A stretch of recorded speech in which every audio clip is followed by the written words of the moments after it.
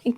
Hi, everyone. Welcome to this wrap up discussion of Warhost of Vastmark, which is the third book of the Wars of Light and Shadow series. And I learned how to pronounce the name of the book by now. We've been reading it, 3 or 4 chapters at a time every 2 weeks. And today is the wrap up discussion with author Janny Wurts and a bunch of other people who are here for the first time, like Wiggins. I'll let everyone go introduce themselves around the room. Chibi-Po, would you like to kick us off? Of course. Chibi Po, just a long time reader of Janny's works, and yeah, happy to be here again.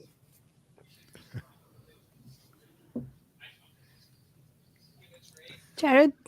I'm Jared. I have the run the Fantasy Thinker YouTube channel, and very happy to be here as well. This is my first time through Janny's works, so can't wait for more. Yeah. My name's Matt, also known as Miggins. I sort of run the Hobbit Whole Books channel here on YouTube, but that's on a bit of hiatus right now. And I've been reading Johnny's works for I think about a year now, and just love to be here to discuss with everyone. Nice. I guess I'm next. Steve from Steve Talks Books and Page Chewing, and happy to be here. It's my first time reading The Wars of Light and Shadow, and I'm really grateful to be here with all of you and go through this whole series with all of you and with all of your help, because everyone knows I need all the help I can get. So it's great to be here. My name's Chris Mullen. I have a small YouTube channel when I can find the time to make updates on it. But very excited to be 3 books through and finished the series so far and loving it so far, which is great fun. Hello, I'm Janny Wurts. I'm really, really thrilled to be here with you guys. I think that we're starting to get to know each other. You are a great bunch of people, and I'm super grateful for Varsha for organizing this and for Steve for creating this page chewing forum. And I'm really thrilled to have Steve back with us this time. So I feel like I'm having a party with some friends. Yeah, the books were fantastic. So yeah, I think Janny, you're officially my hero. You know those writers you aspire to be like a small percentage of, like, so you are one of my favorite writers, and I love these books. You have done something phenomenal with them. So yeah, I'm really excited to keep reading in the series.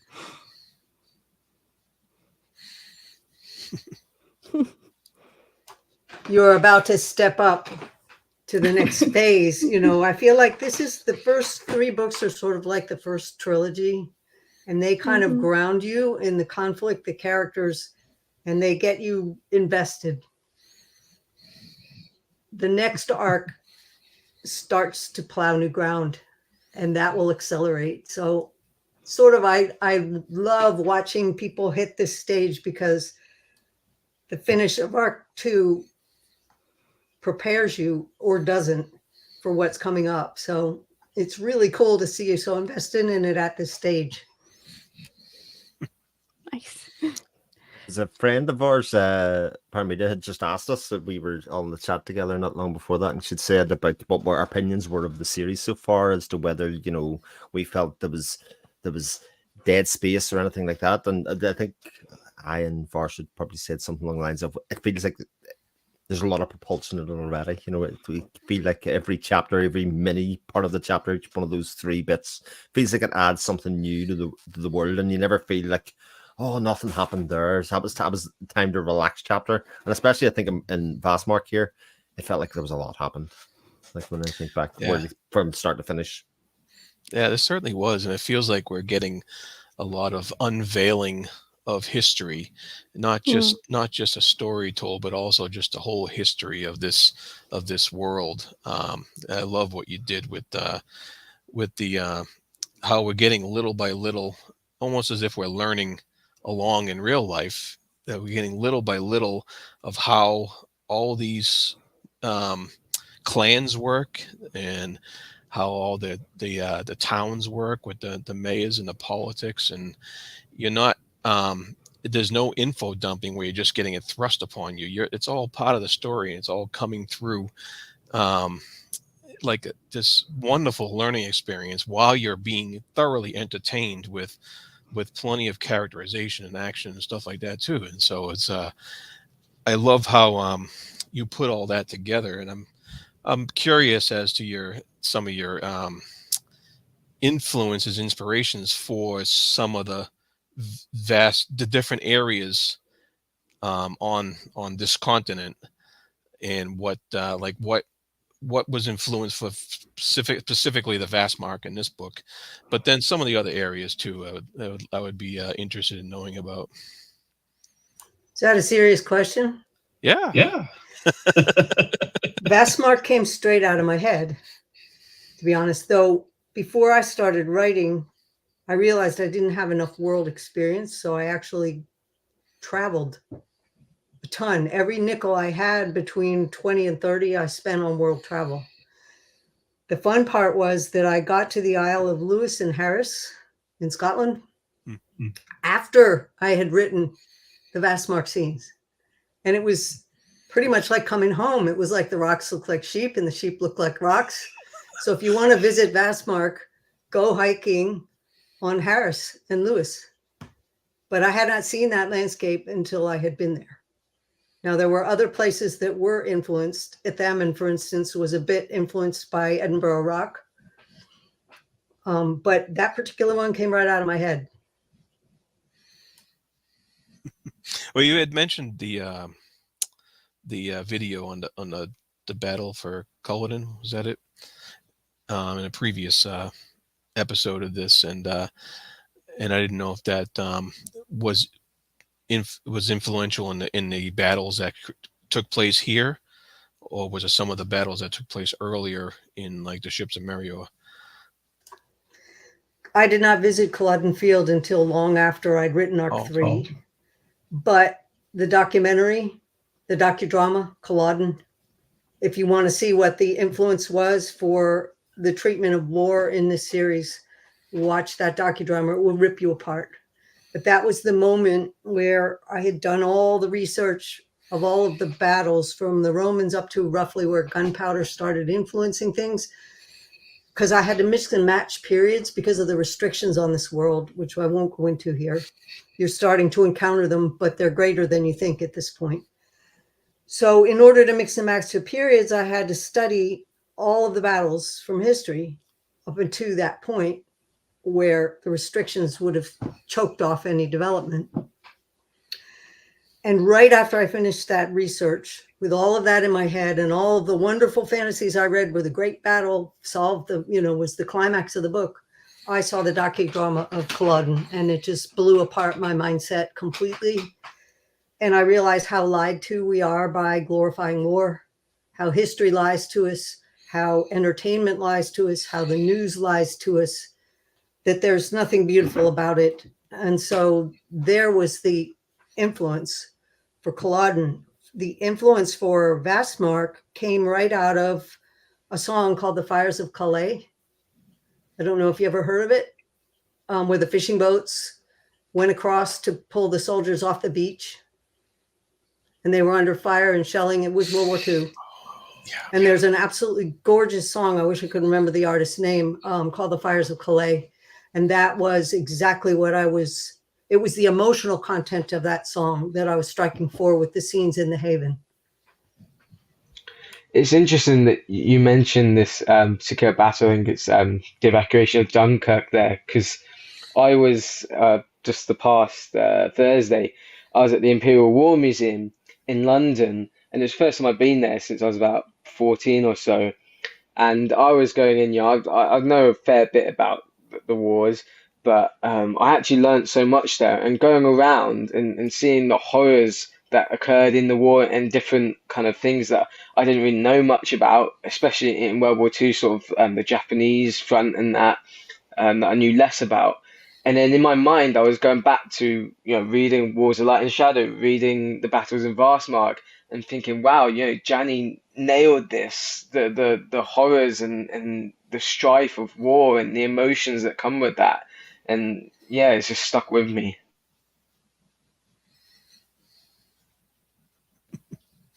I did my job. I did my job. And when, I had war veterans come up to me and say it brought it all back, it refired the PTSD. I said, I did my job. I wasn't writing a book to do that to vets. I was writing a book to give people who had never done this PTSD. It's interesting to me that essentially Arathon is somebody that's anti-war, right? He does not want to be part of loss of life, and for a lot of the books up to this stage, he has tried his best to avert minimize the loss of life. But it's probably a good example of how sometimes war just finds you, and you have no choice but to fight at some stage, despite anything that you try to do, anything that you try to mitigate, all the plans you may have. Sometimes war just ends up at your door, and atrocities happen regardless of what happens, just because war in itself begets loss of life.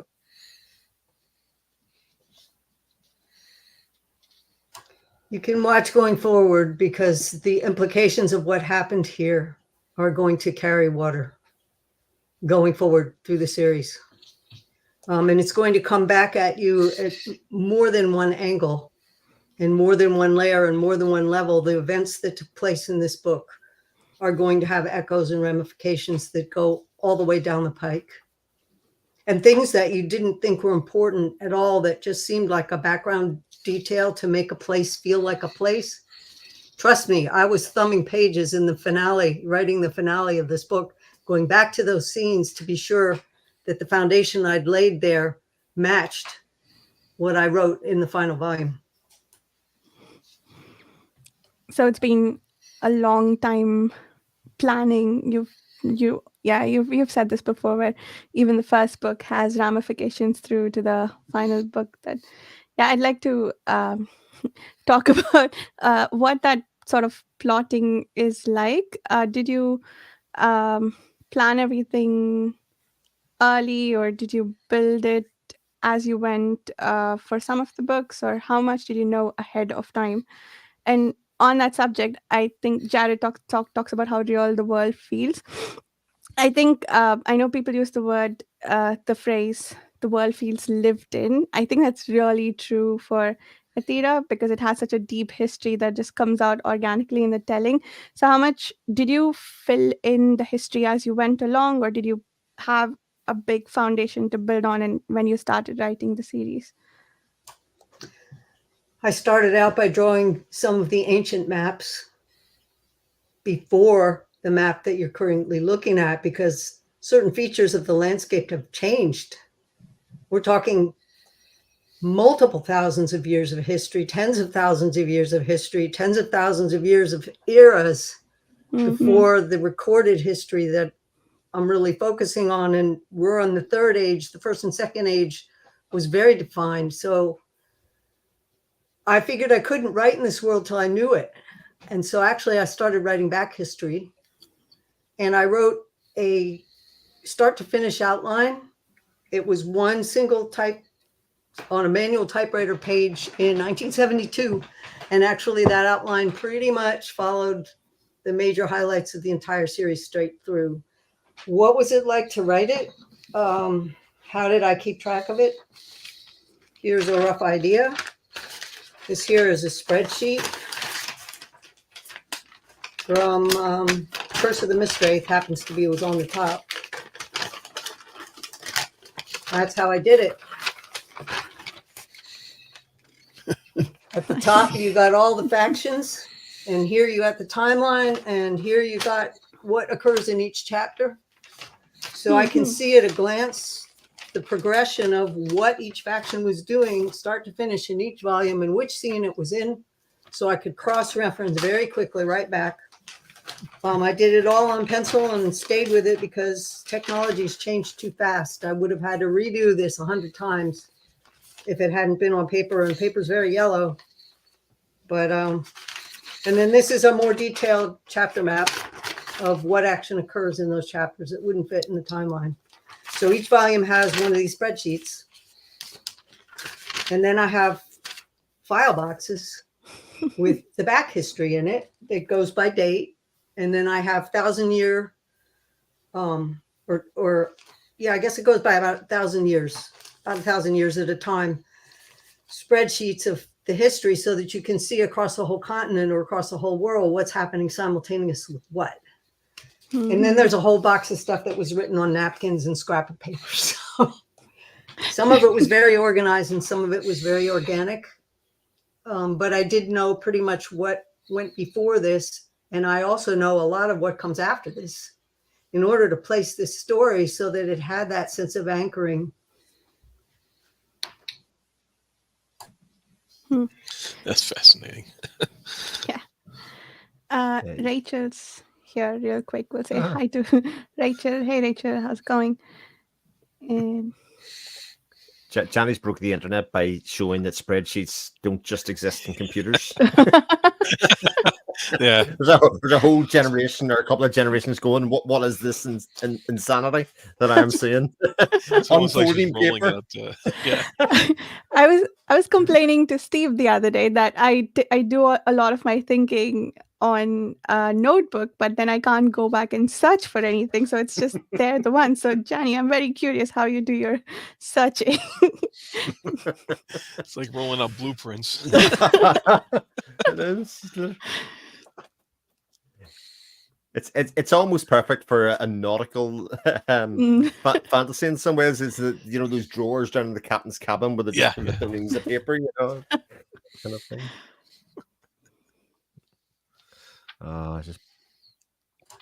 I got character spreadsheets. So every time a new character came in, there's a character page entered in with what their birth date was, what their death date was, who they were related to, what their physical description was, what their thinking was. So there's a page for every character.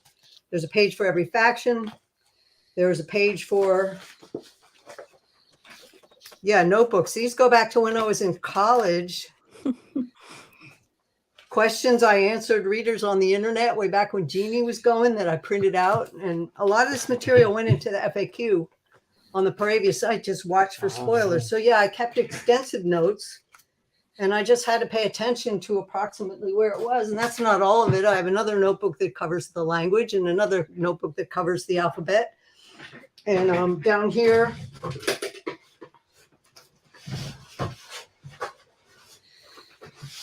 file folders, bloodlines, back histories. Wow.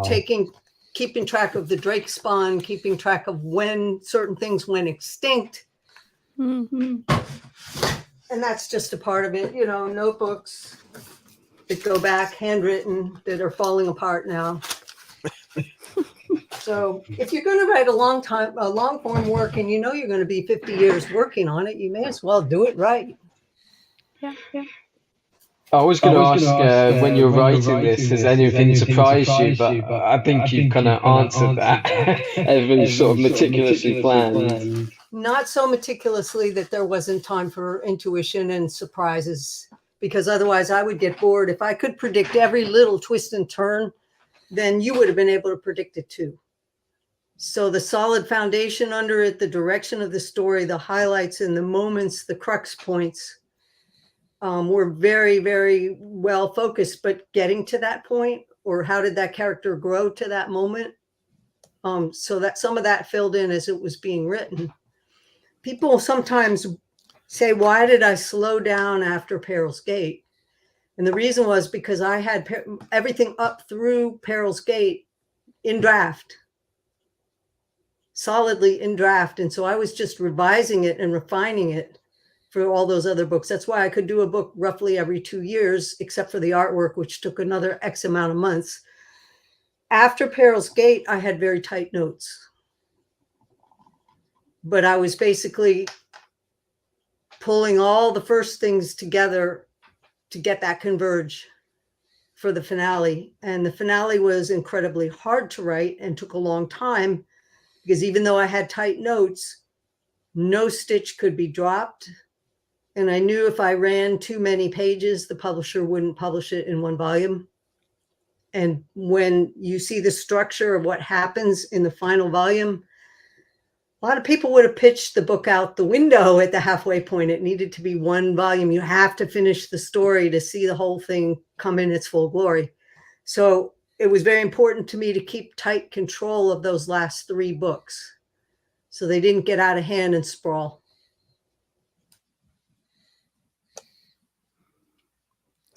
Did you research any aspects of the real world's natural history? Like you mentioned the war that inspired the story, but were there to plot the history of your world? Did you research any real world history, or did you, well, make it all up? I didn't use any real world history events. I know that's a thing now where people will go, yeah, well, we used the conquest of this country or this war. No, I didn't use any of that. As far as the natural history of the world, I did a lot of study on geology. I did a lot of study in the sciences in college. And so I was into astronomy. I was into oceanography. I researched offshore sailing in very small boats, which you will see come into play far more than in ships of Marior. You'll have to wait for Destiny's Conflict for that one. So I saw certain things where scenes were upcoming that I would have to have a piece of expertise, and I went out and got it.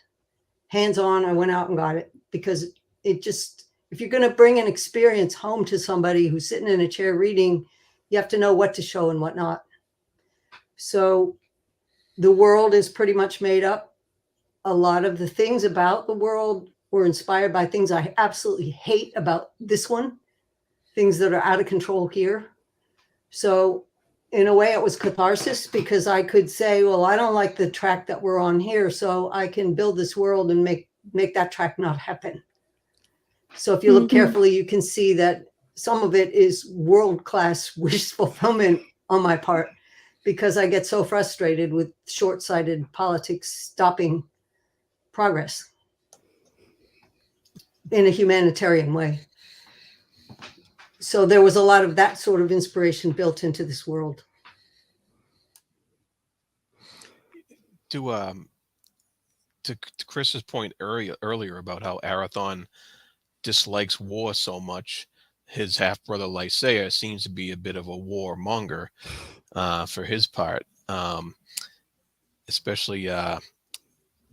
And he even mentions he's willing to sacrifice men in his pursuit of his half brother and his, to get means. Is he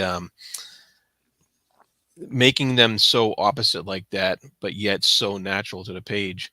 How did you focus on each character going into this volume specifically for Vastmark? You would have to look at their origins. Arathon was trained as a master initiate, and he made master initiate by 20 years old. So he is taught to live in the moment. He was taught to look at things very one-on-one, the exact dynamic situation you are in the moment. So he's going to see things from the standpoint of his immediate surroundings. So he's going to focus on the immediate thing that he can do. Lysair was taught to rule, and he was taught to look at the good of the many, so-called. And so you look at people when they write a law today, and it's like, well, it'll hurt this bunch of people, but we have to write this law because it's going to be for the betterment of everybody. And is it really? Does any one of us have enough vision to see how far-reaching our choices are when we start overstepping our individual bounds and writing the script for someone else? So yeah, Lysair and Arathon are opposites in many ways. And that's one of the primary reasons their upbringing defined how they see the world and how they see their effectiveness in the world.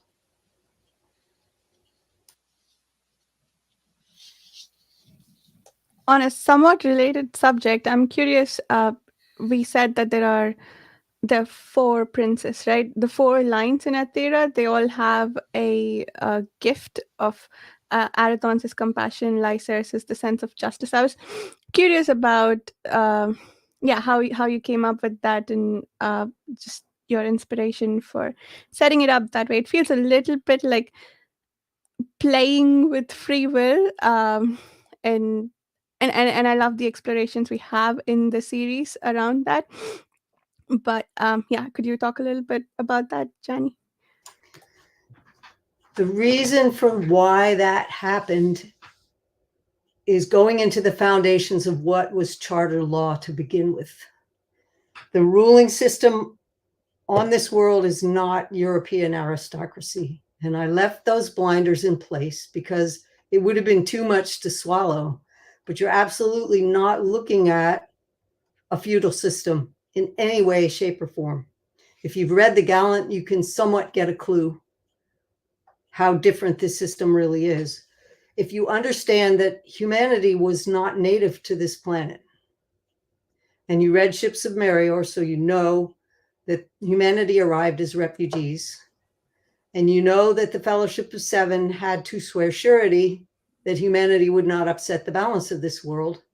So they created what was called the Compact with the Paravians, which said basically, we seven are responsible for everything mankind does on this planet. But their ruling tenet is the law of the major balance, which says they will not overrule free will. So how do you marry the fact they're bound by the dragons to ensure Paravian survival, but they're responsible for all the damage humankind is going to do to this place? So they built what this system called charter law. And charter law is not what people assume European aristocracy. No, it's not. It's a three-ring system. It's a concentric three-ring system. So if you go within a town, town law rules everything that you do. And you're pretty much allowed to do whatever you want in that town, except for certain things that are going to upset the resonant balance of the planet. If you do, the second tier of authority is going to step into form, and that will be the King's Justice or the Crown Justice. That is responsible for everything that happens, not only just in the towns, also in the free wilds. And the High King was the liaison with the Paravian presence, which was dangerous. It killed, frankly. It was not built for humanity in any way, shape, or form. So if the townspeople overstepped the compact, Crown Justice stepped in. The clans were those people who could withstand the Paravian presence, so they inhabited the free wilds to protect them and make sure that townspeople didn't go and do stupid things where they weren't permitted to go, and basically keep people away from those areas that were proscribed where the Paravians lived, because it was dangerous for human beings to go there. And my special feature for today is the origins of Athsedeps, and that will go into a bit of that history. So if you understand that, you will understand that the Fellowship had to have a way to somehow contain the normal human vices that are going to crop up with those royal lines. And those royal lines are answerable 100% to the Fellowship sorcerers. So how are they going to keep free will, but also keep containment with what can happen when corruption sets in? So there you get the virtues of the five royal lineages. And there is more to that I'm not going to go into, because you will see it unfold as the series goes forward. But that's sort of a nutshell summary, if you will, as to why that got to be the way it was. But it's a whole lot more complex even than that. So it isn't what you think it is on the surface. When you encounter it the first time, you go, these guys are tyrants. Well, they're not. Humanity would have had no home. They probably wouldn't have survived if the Fellowship hadn't sworn surety. But how do you maintain the checks and balances to keep human beings from doing what human beings do, which is short-sighted decisions? Mm-hmm.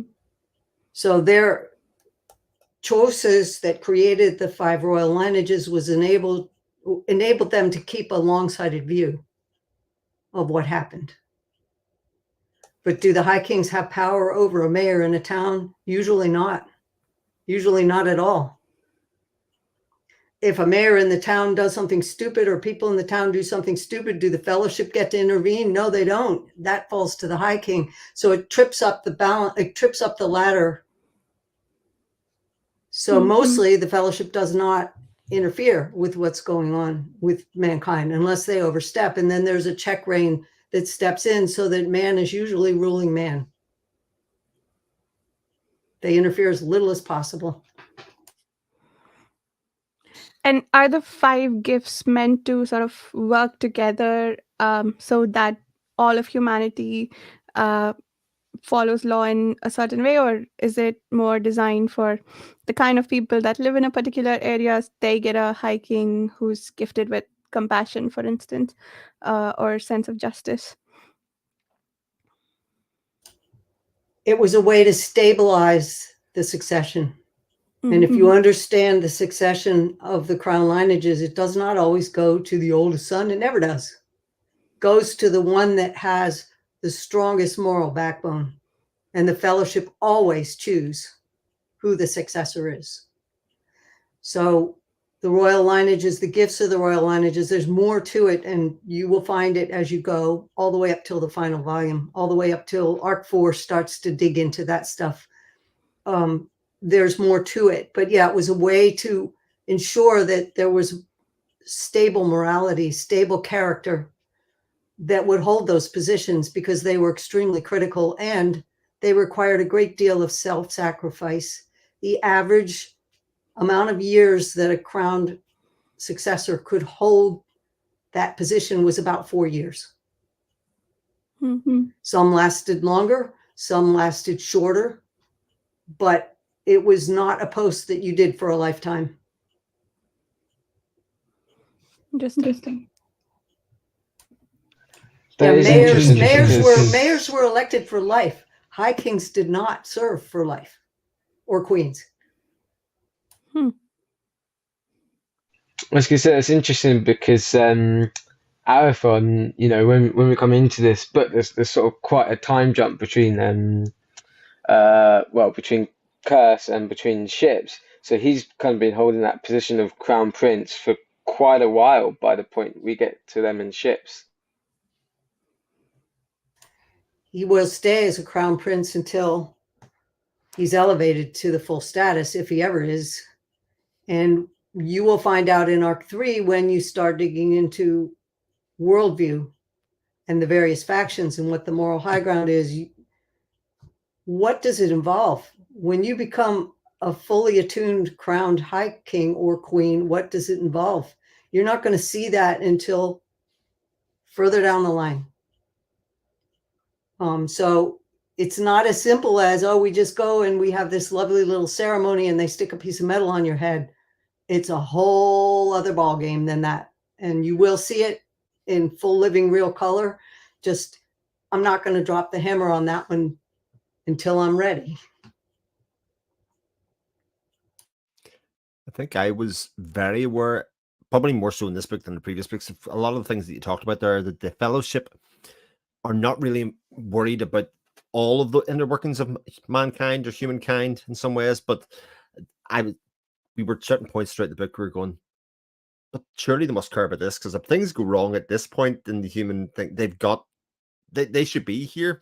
And you sort of get an inkling that maybe they are, and we don't know. Like, for instance, when Dakar intervenes, essentially the arrow at the end, Sandir is there, if you know what I mean. He's very close by at the end. So like, you have this kind of battle of you think the Fellowship aren't there, but they obviously are in a lot of ways, keeping a lot closer tabs on the events that are going on here. So it is an interesting thing to try and unfold as a reader, to say, oh yeah, we really don't know everything.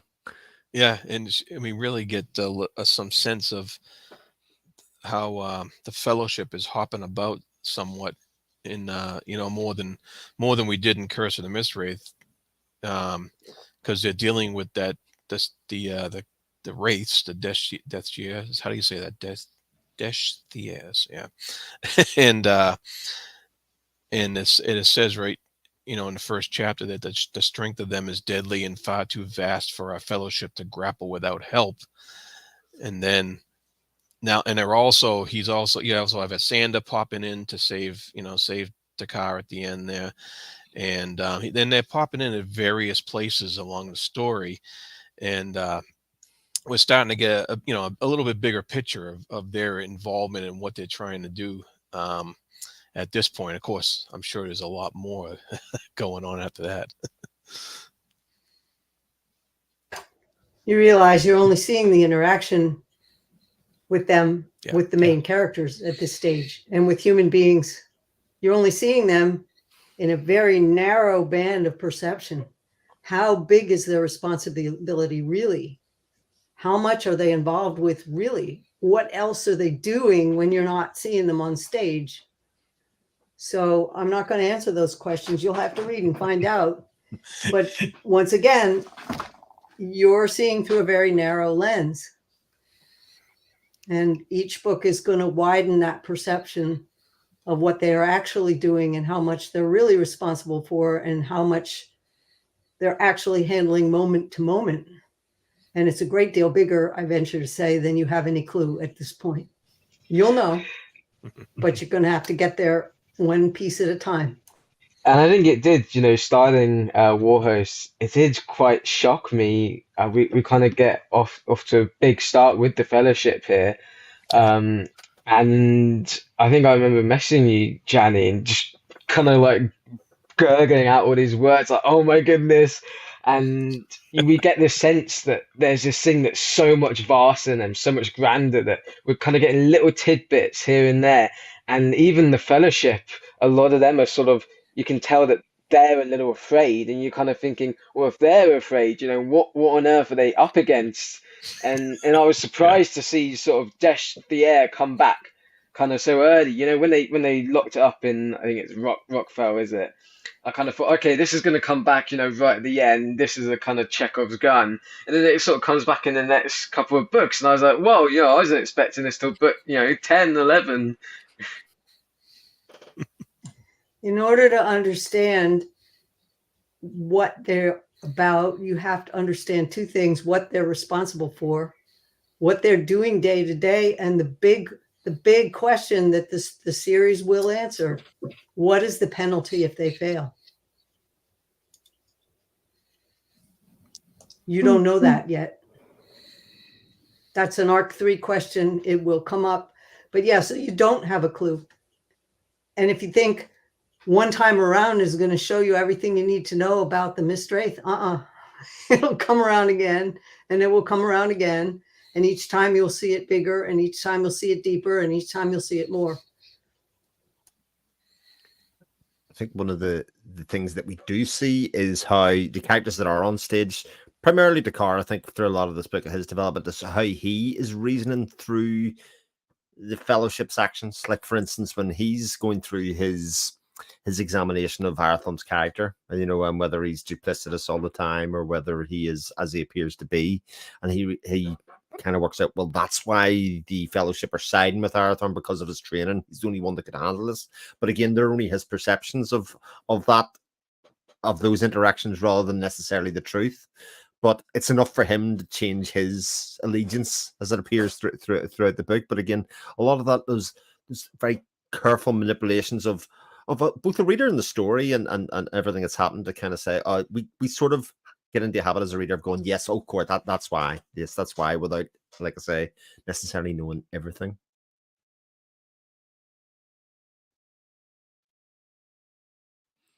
It's interesting you mention Dakar and the kind of the journey that he goes on in this book. If I think back to where he was at the beginning of Warhost, and then at the end, it's kind of almost unthinkable. And I think one of the big sort of themes that I've sort of picked out thinking about my experience reading Warhost was this sort of capacity for change. We've seen it in Dakar, that's kind of the big one, but also in characters like Tharic, who, when you think back, we barely knew him at the start, and then by the end, we've kind of, and quite quickly, we've got this really good sense for him and his character, and we see that development, and it happens, over the course of a few chapters, but it doesn't feel like we're shortchanged as readers. It feels like he's gone through so many layers of development, which, I think is testament to your skill as a writer, that you can do that, Janny, and it doesn't feel like, oh, you needed to spend more time on this, that you needed more pages. Yeah, and I think it helped that we got that change with Tharic, within the first, I think it was in the first three chapters there, and then, but then that kind of gave us a little heads up for the change, and the bigger change with Takara later on, and it just the situations mirrored each other beautifully. And then the Sobriety brothers as well. They were another group of people that changed their allegiance as well. So it happened multiple times throughout the book. And I always come back to one of the things Chibi Poo had actually said when we were doing our middle set of 3 chapters, when he said, the car will be one of your favorites by the time you turn the last page. That's and right. Literally every page as I was reading through that book, I was like, he's getting there. He's not there yet. He's not there yet. Not there yet. Not there yet. And literally by the last page, it was like, you got me. Okay. He is very much fallen into that category. And he's earned it. You know, like Miggins kind of said there, it wasn't sudden. It wasn't one moment that did it. It was a lot of little moments. And ultimately, the choice, or the bit that I think that converted me and probably a lot of others, is his choice in free will. When he was given the choice of release and he went, no, I have got a duty or a calling here for the guy who proclaims to be the layabout, the drunkard, the person that does all the terrible things in life and is not to be respected. Yeah. All of a sudden, he gains the reader's respect as much as anything else, you know, as much as Arathon's and everybody else. Yeah, and that was an excellent capstone of an ending there. That to have him make that choice that was great. Yeah, it's incredibly emotional, and I think it really drives home the tragedy of the situation between Arathon and Lysaea, that we've seen Dakar change and he has that capacity for free will, but then Lysaea and Arathon have kind of had that taken from them because they've become entangled in this curse. And I think this, you know, if I had to kind of think of what the series as a whole so far is I would sort of describe it as a grand tragedy, because we're seeing these brothers torn apart through sort of no fault of their own, really. And seeing that scene with Lysaea with After Depths, and it really struck me like, you know, maybe this is a moment where it could change. It could all be stopped here. He could kind of see the light, so to speak. But then he kind of rejects it. And I remember, I think I was sitting on a plane coming back from Morocco, and I remember reading that and just kind of thinking this kind of pit in my stomach, like, oh, this is like the last chance to kind of turn it all back. And, you know, I think comparing that to kind of Dakar's change and their capacity for free will, it kind of really brings home the tragedy and the great sadness of the situation with the brothers. You were asking how it was that I was able to write the capacity of characters to change. And I think it stems from growing up and being extremely impatient, easily bored. And at a very young age, I earned the money, got myself on an airplane, and went to Outward Bound. So I did the Outward Bound program at 17 years old. I came back from that immensely changed. It changed my perspective on everything. Then I took every scrap of money I had and sent myself overseas. I went to Europe, I went to Africa, I went to Korea, I went to Russia. Every single time I stepped out of my familiar setting, I would come back and I would see my friends, my peers, my fellow college students, and how they responded to things. And my perspective was forever altered. You know, listening to college kids whine that their allowances weren't big enough to pay for the gas in their poor little cars, but having been to countries that were less fortunate and watching people plant their crops with a stick. Are you kidding? Your poor little gas budget doesn't even signify. I'm sure, Miggins, you had the same experience coming back from Morocco. It changed your perspective. When I went offshore on a little 35-foot sailboat, miles and miles out to sea, days, I landed and came home a different person, because your perspective out there is totally different than what your woes and your complaints are, or whether you get a parking spot at the supermarket, or how much money you got to pay to taxes.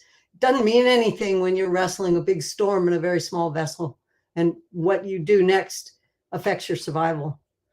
So one of my big peeves of some books in fantasy is the characters go through these immense events and they don't change. When impacts that are that big are going to alter your perspective forever, or they're going to make you build a bunker so big and so strong that you retreat into it and you no longer interact with the world. So you either grow or you shrink.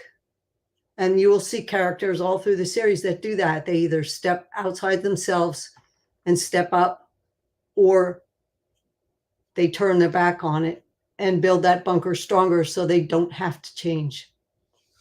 And that's certainly true of people in real life. And I thought Tucker was really convincing, his change, even though ostensibly he's been that way for 500 years, right? But we had a lot of events building up to his change, like the loss of the girl whom he could have tried to save, and just, I guess, not being drunk for a while. There was just a lot of very convincing events for Dakar, which, you know, it feels like 500-year-old person changing over the course of 1 year so drastically would be difficult to pull off, but I thought you did it really convincingly. And yeah, that I was talking during our discussions about how those bits made me cry a little bit towards the end. But yeah, I thought that was absolutely brilliant. And there's an inherent humor in Dakar, like for all of the wastrelness and all the rest of it, you constantly find yourself chuckling. Like a bit like I said, the bit you can't drink and he can't go to his excesses is almost like his experience of not being able to put gas in his big Ford F-150 or something. You know what I mean? Oh, woe is me! I can't drink. How am I supposed to live and carry on with my day to day now? And you're like, you'll be all right. This actually might be good for you. You know, as it turns out, this might be okay. Yeah. You have to realize the enormity of the gift that Dakar was saddled with when he was very young. When he was 4 years old, he predicted the death of a high king, the catastrophic death of a high king. When he was 10, he predicted his mother dying. So the family stresses. So he was apprenticed to the fellowship at 10 years old.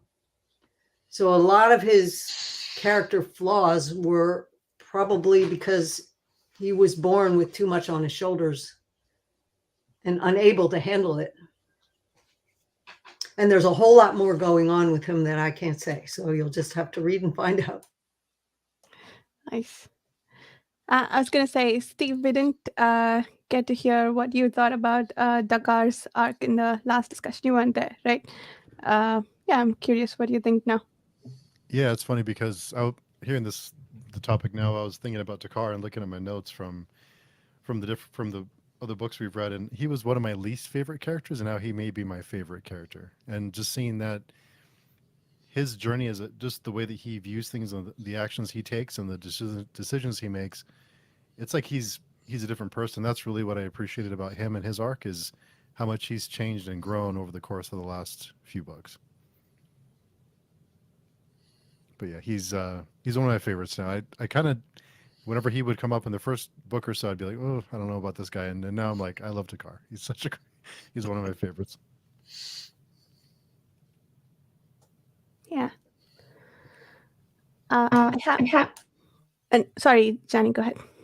I was just going to say that's going to keep happening. Good. New topic. I wanted to ask about how you write characters who are extremely clever, like Arathon and all the stuff he got up to in both Ships of Meteor and Warhost of Vastmark. I think, I was particularly impressed by how he used his traveling around with the Masterbard to, set up a communication network and plot and, plan ahead for the future. Same with his foray in Vastmark. So just a general question, Janny, about how you, and I've read other books of yours where also the characters I thought were very clever. So how do you write clever characters? I don't know. No, actually, I think you have to understand what Arathon's makeup is. And I don't want to give too much away because he's an initiate master, which means he doesn't give up what he's thinking freely at all. If you ask him, he'll probably tell you straight out, but it's never going to be as simple as the way it's presented, mostly not because he doesn't tell you straight up what he's thinking or what he's doing. It's more that your own inhibitions are going to get in the way of hearing what he's telling you. The fellowships speak in the same language. They will tell you exactly, honestly, if you ask them a question. The question is, do you have the perspective to understand it and to comprehend the breadth of vision that they're bringing into play to choose those clever actions? How far are they seeing ahead? And I don't want to go into too much depth here because you're going to see it unfold as the series does, and as even Arathon is going to grow and change. But you will come to understand that there's a level going on in his mind, and unless you have the perspective to appreciate what he's doing, you're not going to see it coming. And this will happen again and again. I think Halloran, in volume 1, Halloran summed it up. He said most people who are most likely to misunderstand him are going to be his friends. For exactly that reason, they make their assumptions. They think they know what he's about, and they don't see clear enough. They don't see far enough. And that kind of thinking is going to play through straight through to the final volume, all the way through the series. That's why I said you may have some book-sized dents in your wall halfway through the final volume, because you don't know until you know. So from what perspective are you looking? If you don't have the perspective to see all the pieces in play that he's handling, you're not going to see what he's doing, and it will appear very clever. And Muriel said it straight out.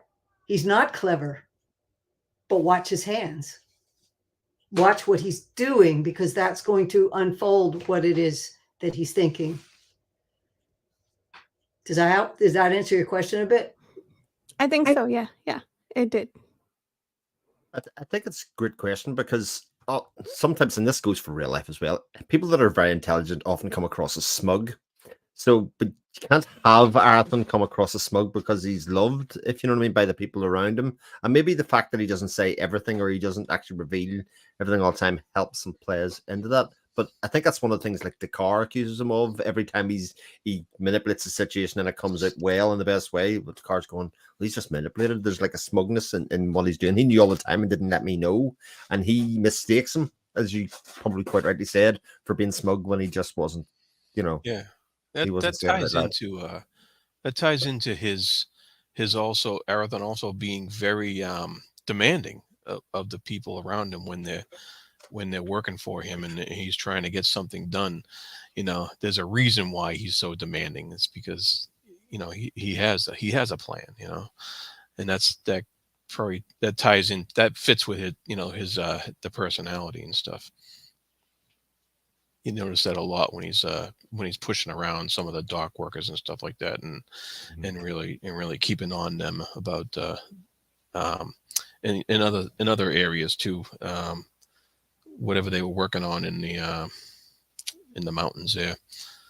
I don't remember exactly what it was, but he was a very demanding taskmaster, and that played into that. There was somebody that I admire very much. He was a playwright. The first book is dedicated to Gladden Truck. And he had a saying that he used to thump down on the table every now and then. It really opened my eyes. He used to call tyranny of the underdog, was his statement. And if you think about it, if you think about the people you know who are doers and who are competent, and the people who are not, they'll go, oh, I can't do this. I can't figure that out for myself. And what happens? The competent person steps up and handles it for them. Tyranny of the underdog. They know that they can manipulate the person who's a doer to step up.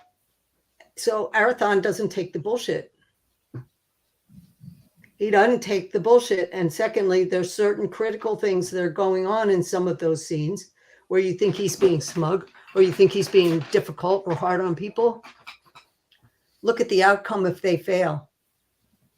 Yeah. What are the ramifications if they fail?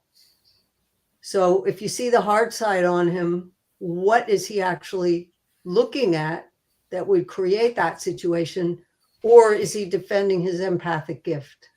One of the two. One of the two.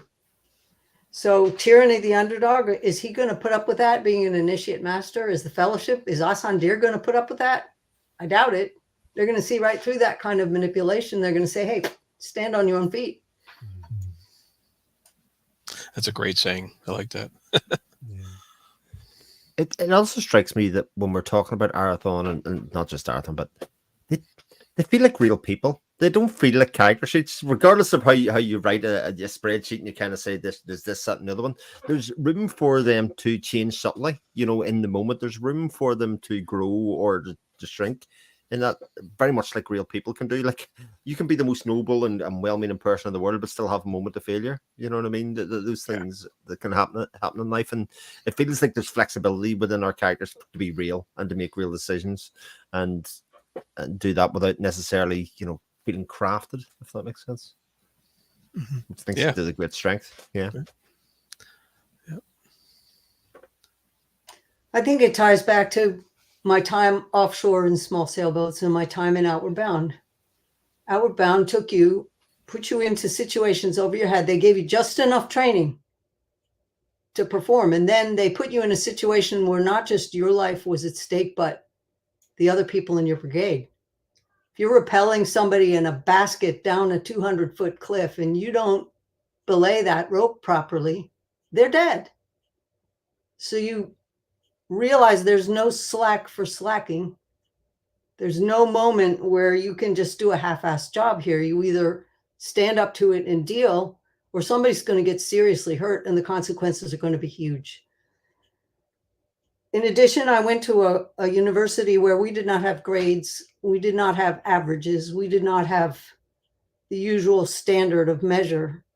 The standard of measure was an evaluation. What did you get out of this class? And very quickly, when you realized there wasn't any pressure to make somebody else's standard, you began to look at your own. And you realized, or I did very quickly, there's no point in doing anything in your life that you don't do with 100% effort. Why bother? Why use 80%? Why do 70%? Why do 50%? You're literally wasting half your capacity. And most people never make that awakening. A lot of them just bump along with what they can get by with. But I learned pretty early that putting 100% focus, 100% effort, then when you fail, you're not ashamed of it. You did the best you could. You simply tripped and fell. You didn't have all the resource you needed in that moment to make the correct decision. So a lot of what you're looking at there with some of these characters is how critically they view their own personal effort and whether they put up with less than 100% effort from the people around them, and whether they take advantage of that fact and manipulate them because that person is going along on blind and not thinking, or whether they kick their ass and make them stand up and step on their own. Little buried themes in these books.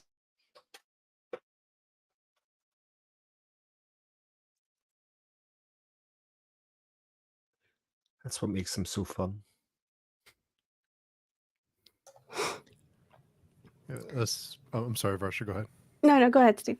Oh, no, I was just speaking of themes. There's one that I'd written down. Reading it is the cost of victory and what that really means, and the price you pay for victory, what that means for you and the world around you. I think to that end, what is victory? While Arathon sort of won in the end, it was something he tried desperately to avoid. If you know what I mean, it was to him, it was not winning. It was just the outcome that happened because of everything, the events that were put in place, and it's a cautionary tale in some ways of getting what you want or not getting what you want.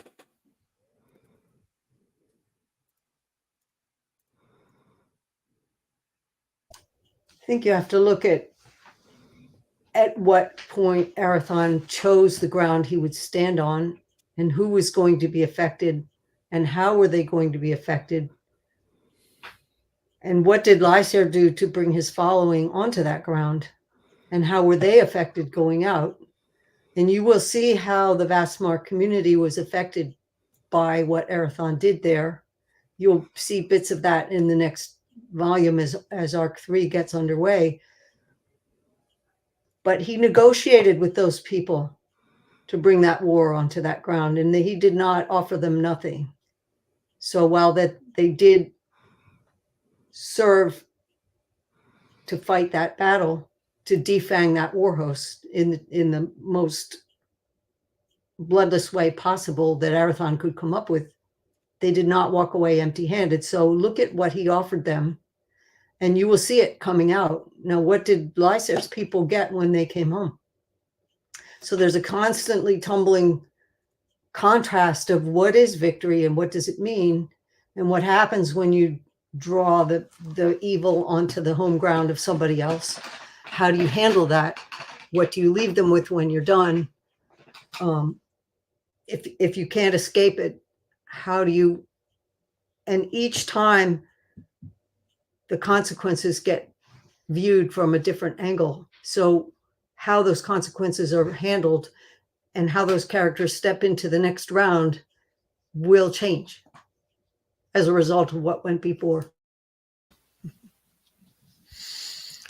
Yeah, one of the the things I really liked about Dakar and the prophecies that he has sometimes, his visions, because you laid out that he had a vision of the matriarch of the Koryani order, hunched like a web-making spider above the amethyst gleam of the Great Waystone. And I thought that was a really cool visual.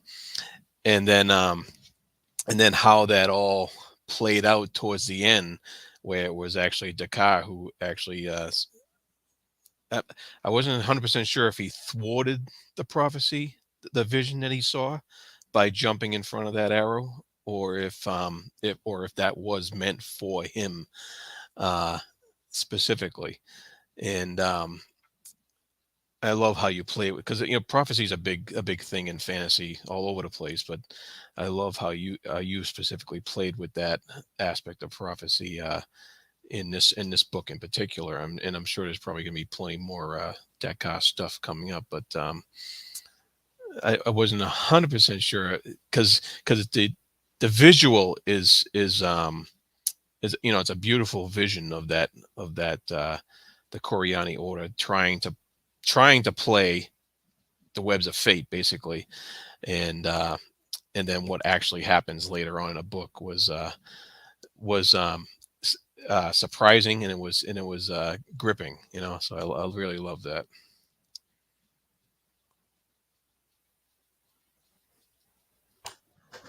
One thing you're going to find as you go is each book's title has multiple layers and levels of meaning. And the layers and levels of symbolism and meaning in the titles is going to change with each arc as your perspective changes. So the same is going to happen with the visions and prophecies.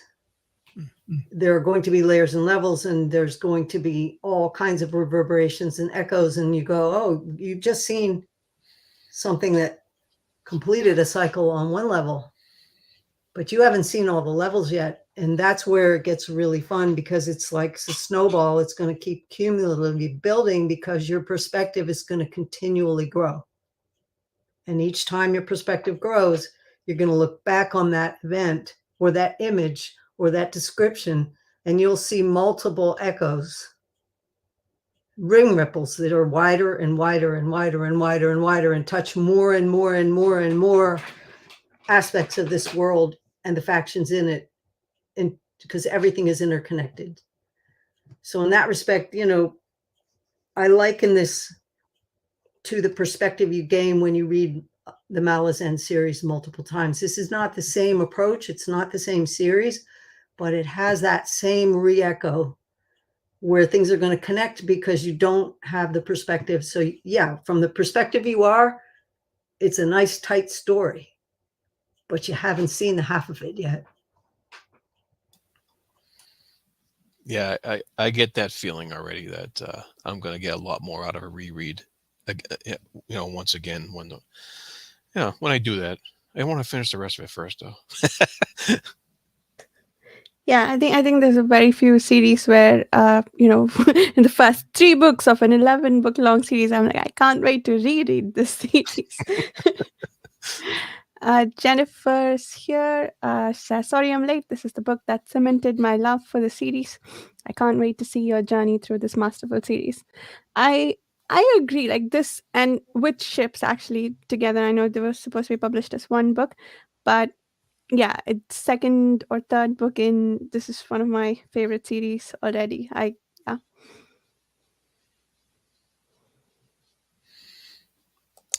Yeah, but what she said about the cementing her Yeah. love for the series with these 2 books, I agree with that because it really because like you read Curse and Mithraith and you're like, oh, that's really great, and Mm, then you get into this 2-book series, and it was like, and you start to just see so much more, and then you realize, oh wow, there's something really special going on here. So yeah. Yeah, I Yeah, I definitely get definitely that get that feeling. I just feeling couldn't that do it all at sorry. once. I couldn't do it all at once. And I still can't. I mean, if you love it now, you have no idea. If you love it now, I've done my job, but you have no idea. It's gonna get even more as you move forward. that's what Chibi Post says all the time.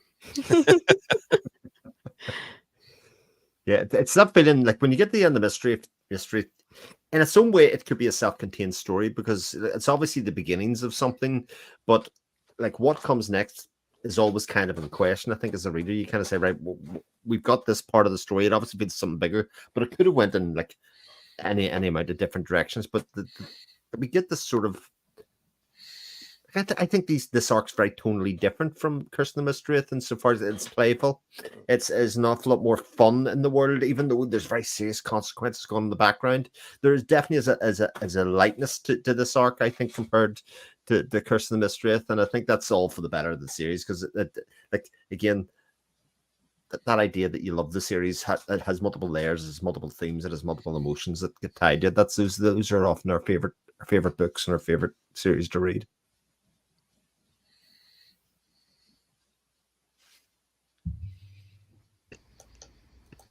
There just wasn't any room to put that stuff into the first book.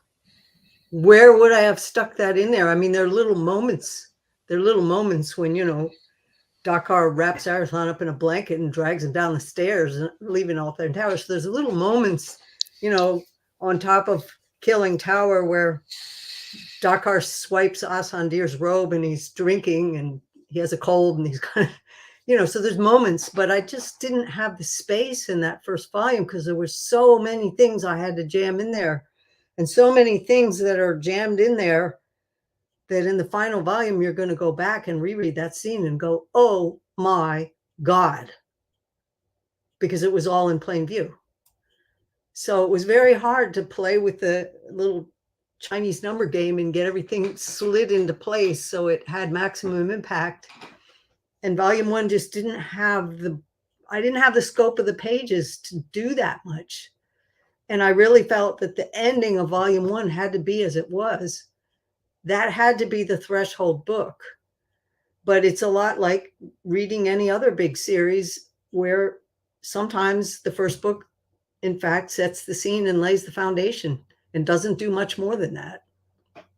And since I wasn't borrowing off the standard Tolkien carbon copy beginning, I was setting it down on completely unfamiliar territory. I didn't have the room to play fast and loose that many of the more imitative series did, because they hit you on a spot where the ground had already been warmed for you, if that makes sense. There was a certain familiarity to certain elements of the plot that you could be comfortable with. And so they were able to bring in the really, truly strange things. And I didn't want to do that. I did not want to step in and have anything like Black Riders and anything like, little villagers running from there. I didn't want that feel. And so building it from the ground up where it is different, what things do you leave in place that makes it look like a classic fantasy, and what things do you completely depart from? So volume 1 took 17 tries to write the opening. Even to get that. I tried starting it sooner. I tried starting it later. So everything that's in there needs to be there, but I know it's not the easiest book to get through. And I guess the word of mouth just has to translate that somehow, because there are other series out there that are just as difficult at book one to get through. And yet people love them. So it's a case of people got to discover this. That's all.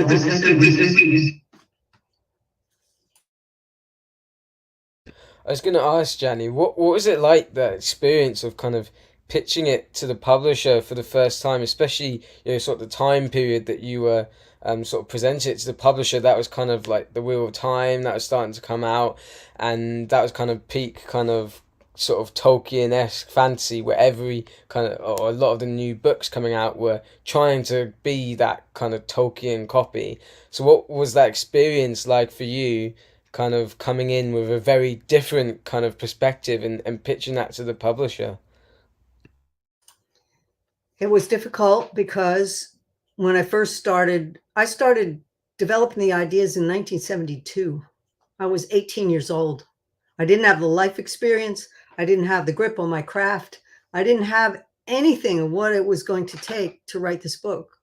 So I said, what do I have to do to reach the point in my life where I can even handle this?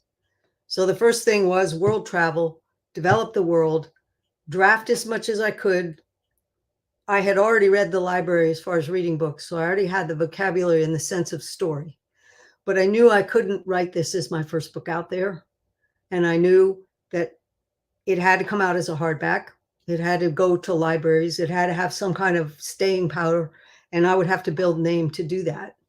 And the only way to build name quickly in those days was imitate Tolkien, and I wasn't going to do that.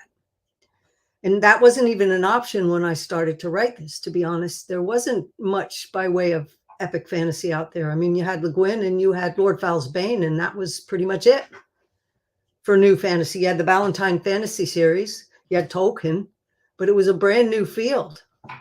So part of the reason I wasn't influenced was because I wasn't drawn to be influenced in that way.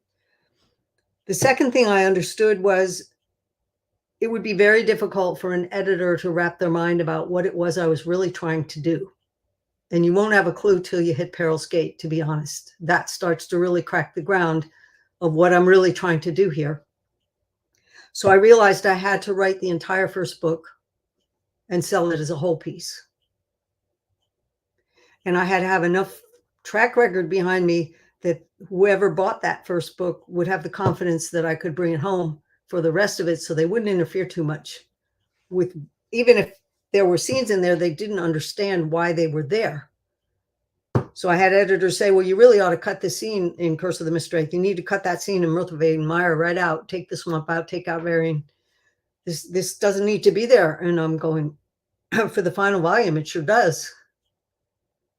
So knowing where I was and having enough position to be able to stand my ground when I had to. So I actually did not put Curse of the Mistwraith on the market until it was a complete book. And unfortunately, that means it came after certain things like Robert Jordan, even though it had been in development long before that. It was probably close to simultaneous with A Song of Ice and Fire.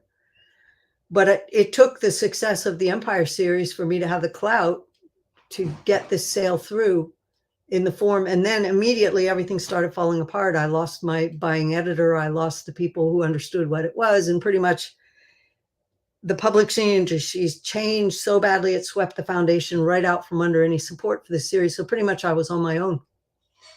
I pretty much had to write it true to my vision through all the flack that fell my way, all the mergers, all the, we're not going to publish this, all the recontracting, because I couldn't contract all 11 books right out the gate, to every kind of thing that hit it sideways and is still hitting it today.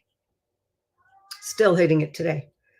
We still have stocking issues with the earlier volumes, which we just got to push hard and overcome.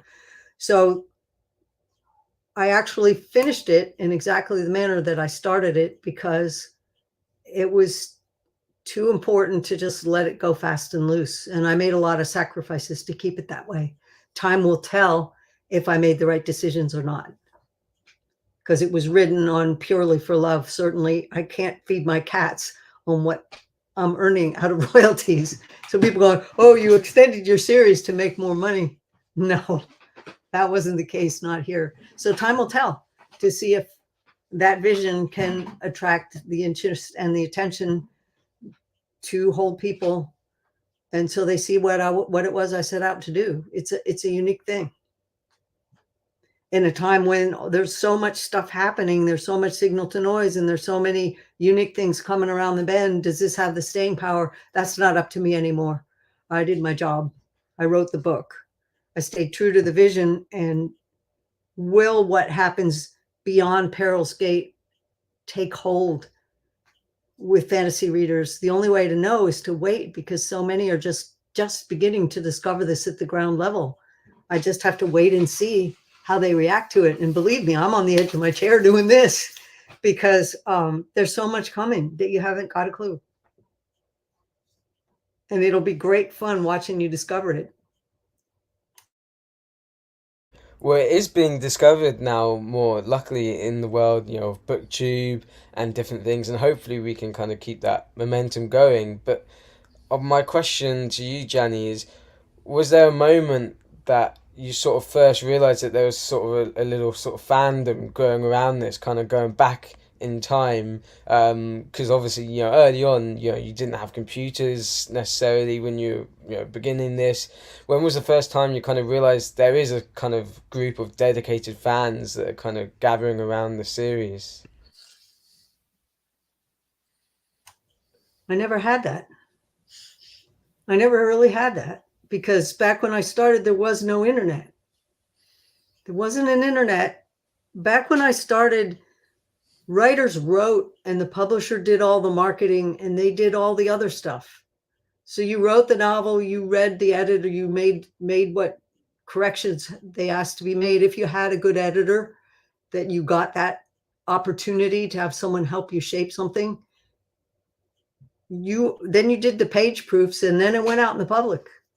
So you didn't really have that kind of immediate feedback. Occasionally you'd get a letter in the mail, but you didn't have direct contact with your fans at all, unless you went to a convention. And even then, the overwhelming success of the major public Tolkien imitators took center stage.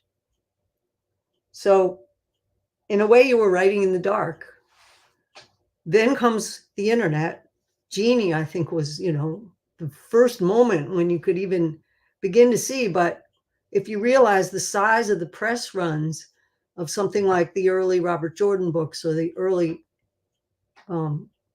George Martin books, it was vast compared to the small size of the press run that some of the mid-list authors got. And I wasn't mid-list to begin with. I was A-list author to begin with. The first 3 books had pretty good support. But just the penetration of the bookstore, just getting into the word of mouth. And when you're really writing something that is not for teenage boys, it is not wish fulfillment for teenage boys, it required a more adult readership. And every one of us in this room knows what it's like when you step out on your own and you have to carry a real job. You start having a family. You start having responsibilities. Your reading time gets cut in tiny, tiny pieces. So in a way, I was bucking not only just an entry level, I didn't get the huge advance that some of these other series did, and that determined the marketing. I was also bucking the demographic I was writing for, had to find it, have time for it, have focus and attention for it, hopefully to discover it before they're 40 and go, where's the spin on my life? And then you're bucking the people who came off a simpler story like Empire, stepping into this at 18 or 15 or 16 and going, this is over my head. I hate it. Bam, 1 star. I'm never coming back to this one. When try it 10 years later and it's going to hit stride for you.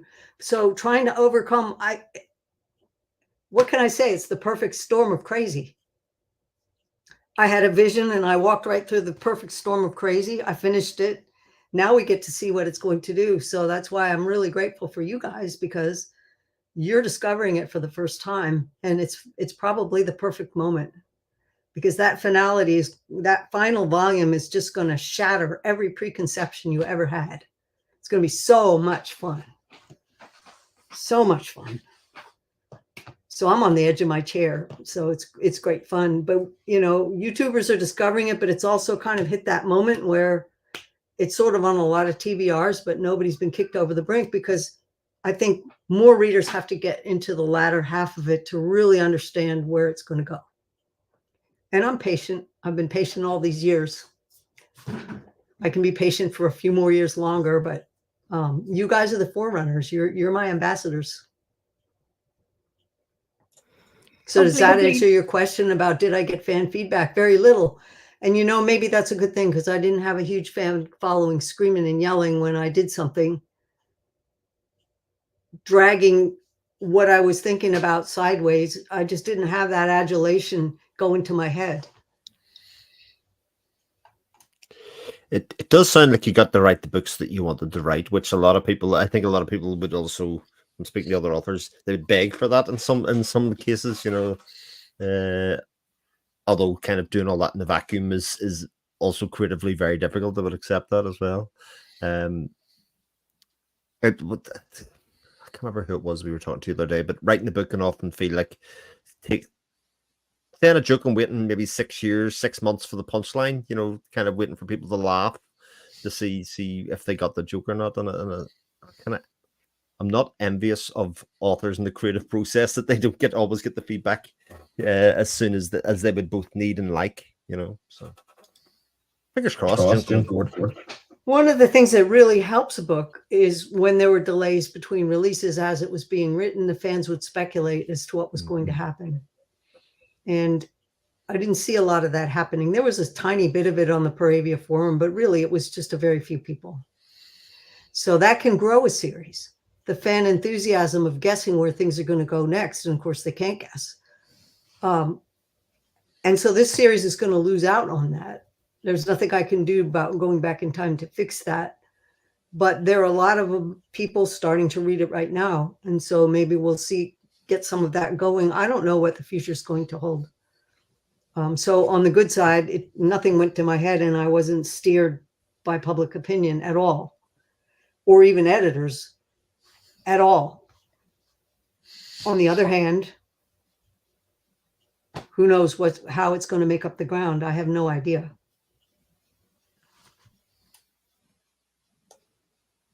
The fact that it's now a finished series might help increase the readership now, hopefully.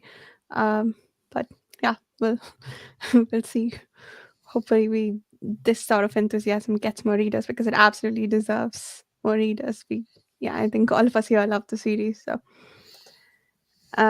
Jennifer says, I agree with Janny that as I went further into the series, the story kept getting deeper and expanded. I couldn't have imagined after book 3 where the story would go. Yeah, I'm excited for more.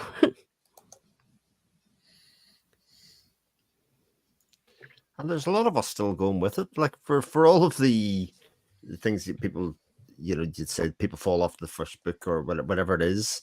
I mean, we're still here as a group and enjoying it and actually just growing and growing as it goes. So there obviously is something very inherently working right from book 1 to book 2 to book 3, etc. going along.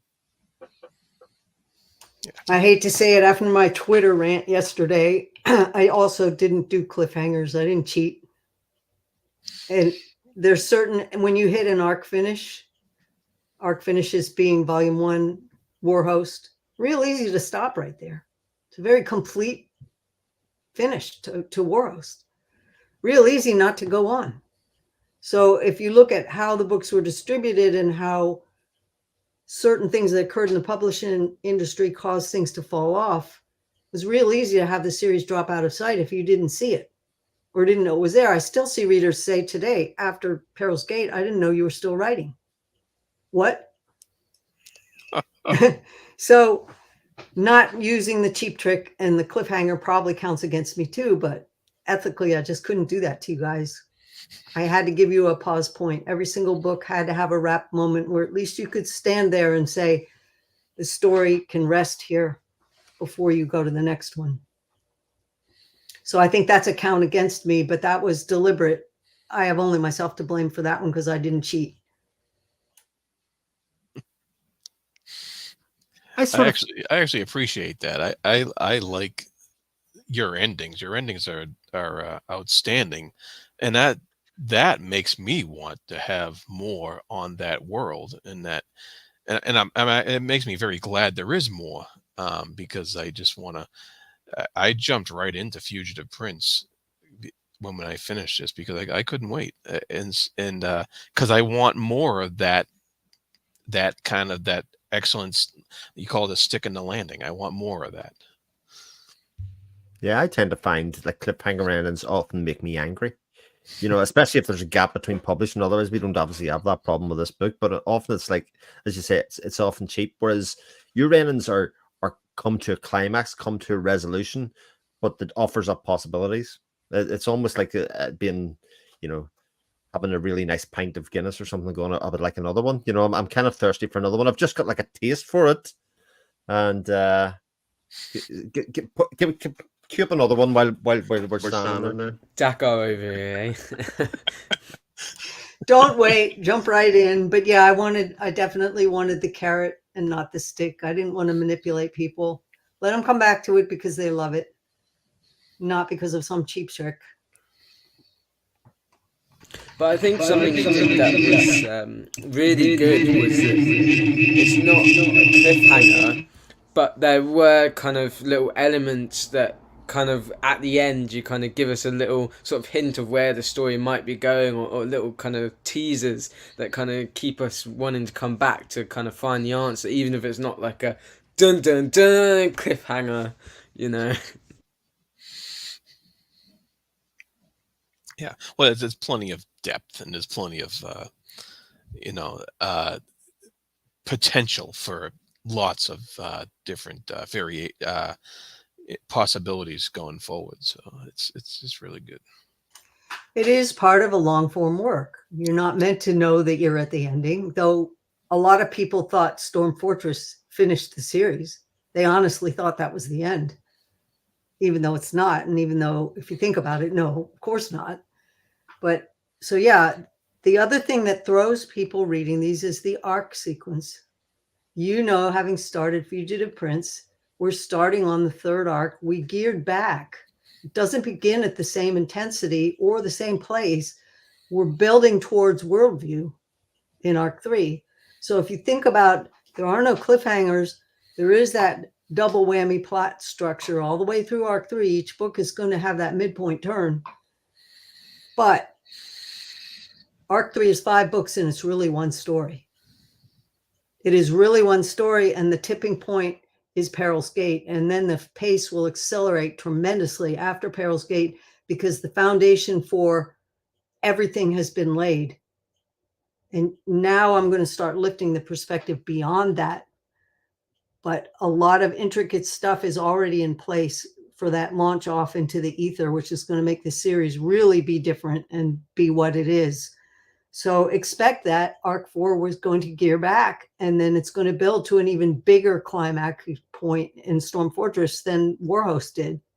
Each one will get bigger, and expect the last 3 volumes, arc 4 and the final volume, Song of the Mysteries, is going to be somewhat of a trilogy, just as Mistwraith, Ships, and Warhost were.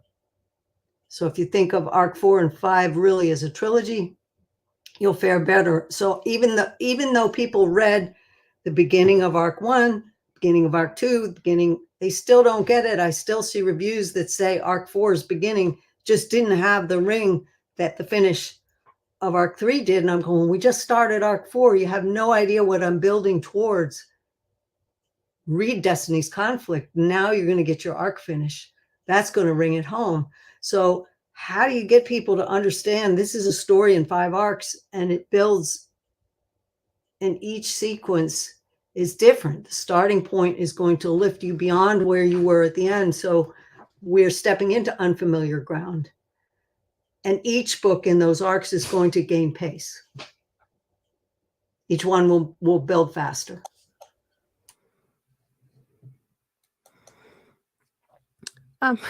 Rachel says, I don't know, because there's some cliffhanger endings that people get anxious about. Meanwhile, I'm fine with ending it there. Kings of the Wild, is that what this short form is? And I was okay ending the story there, but I know some people thought it was a big cliffhanger or that it ended on a question. So I guess, Rachel, you don't mind cliffhangers.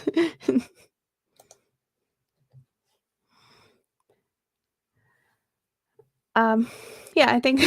Sorry, Jared, were you going to say something? No, go ahead. I was going to say if anyone has any final thoughts before we call it done, because we've been going for about an hour and a half. So I'm just curious before everybody kind of disappears off, what they're most curious to explore going forward.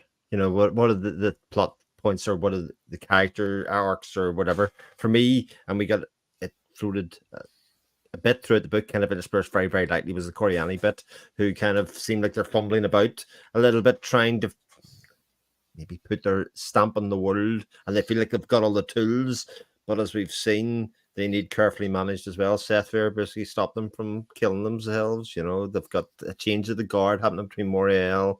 They have Valera that's obviously they're kind of using as a manipulating tool. So they're kind of like on the periphery of everything that's happening at the moment, but their kind of story feels like it's going to have more and more impact as things go on. To understand the Korya thing, you need to know their history. You need to know what it is that they're protecting, what their moral high ground is, and that critical question that I mentioned earlier, what do they lose if they fail? Arc 3 is going to hand you some of that, some of it. It will give you enough to go on, but if you think you've seen it all, there's some pretty deep secrets in that order. And Chipapo reminded that, you know, we don't want to shut this off until you've had your little surprise. Oh, yes. Sorry. So in Warhost, you went into the sanctuary of Athos Depths and you watched what happened to Lysair and you watched what happened. I was going to give you a little peek into the history of how those people, how that order came to exist, which I don't think I go into that history anywhere in the series. So why don't I start here with this nice type statement? What? This is exclusive. It is. Nobody's seen this, just me. It was something that I hammered out and I pulled out of the files. And I'll have to stop before I hit territory that's going to affect future books, because there would be spoilers to Arc 4 if I kept going too far. So we'll just get a couple pages. Okay, following the instatement of the High Kings and the foundation of the clan bloodlines, the problem inherent in Paravian contact with humans caused some to lapse into madness. Since the active duties of the Fellowship sorcerers could not minister to the living who wasted until death or care for the incurably deranged, this duty often fell to the charitable ranks of the Order of the Koryathin. The Order's established sister houses were located within the designate towns, and given that most often the afflicted were clan folk, their families did not wish them to leave one of their own in strange hands outside of the free wilds. By Third Age year 152, the White Order or White Brotherhood sprang up to address the disparity. The founders included a group of clan sensitives who recognized the need to seek redress. They studied to raise their talents and build them to sufficient strength to tap the minds of the ones cast adrift, either to guide them back to the bounds of sanity or to minister to those who were beyond salvage and assist them on their passage across the veil. Quiet sites were selected well away from human activity and in a high resonance location. The original hospices or hostels were staffed by survivors whose lives had become disrupted to the point of totally rearranging their human priorities. Hospices were established to care for the deranged, expanded to include healing for all sickness, first in Camarus and then elsewhere. As time passed, the eldest members evolved into a state of high resonance. They adopted Paravian thought processes and began to interact with Ethera from beyond the veil. These were not monasteries, though to outward appearance, the communal lifestyle leaned towards celibate. Sexual contact was not forbidden. Far from it, union and harmony was celebrated as a natural free state. But as the adepts extended their range of perception more and more beyond the veil, attachment to the physical body shifted as the physical realm lost its preeminent focus and expansion evolved into multidimensional consciousness. Ettenmere Hostel was founded in this period, Third Age 521. settlement populated by families of the afflicted and white order novices. So the paths of the most experienced adept eventually crossed boundaries and intersected with the Bidar elders. Commonly held ideas evolved into alliances and close partnership. The white adepts lacked the ancestral connections, but their aware grasp of the pathways through dream state and the lucid ability to alter reality opened up the need to stand watch and guard on the etheric portals. Since Bidar had their own ways and could not defend the interests of outsiders, the ethical management of warded protections and the need for layered spheres of impact fell under their own aegis. The practice of pooling force and holding it into a null state of resonance for healing called for a protected space. In 1164, convened the first conclave of adepts at Canvas and resulted in the foundation of the first sanctuary. So that's as far as I can go, but that's giving you a little peek into where some of the expanded perceptions and awareness and some perceptions you do not have at Warhost may be going in the future. Just this little encapsulation of the history of the adepts. And you sort of got a peek of what they were in the beginning of Warhost. This will give you a little wider view. And more of it will come in play, particularly Arc 4. Nice. I'm very by the mention of multi-dimensional consciousness. Keep on reading.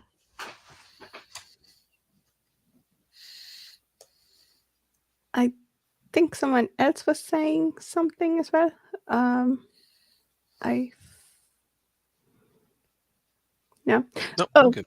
no, Chris, you were asking about what we're looking forward to. So, Jared, do you want to go next? Yeah, well, at the end of Warhost, Arathon is getting ready for a journey. So, of course, we're very interested in what that's going to entail and where he's going to end up. So that's I'm looking forward to that, and yeah, I'm looking forward to what what more hijinks that the Coriani are going to be up to, and like Chris said there. And I'm also, of course, we also all want to find out more about the what the Fellowship is up to on the world here and what they're dealing with. So.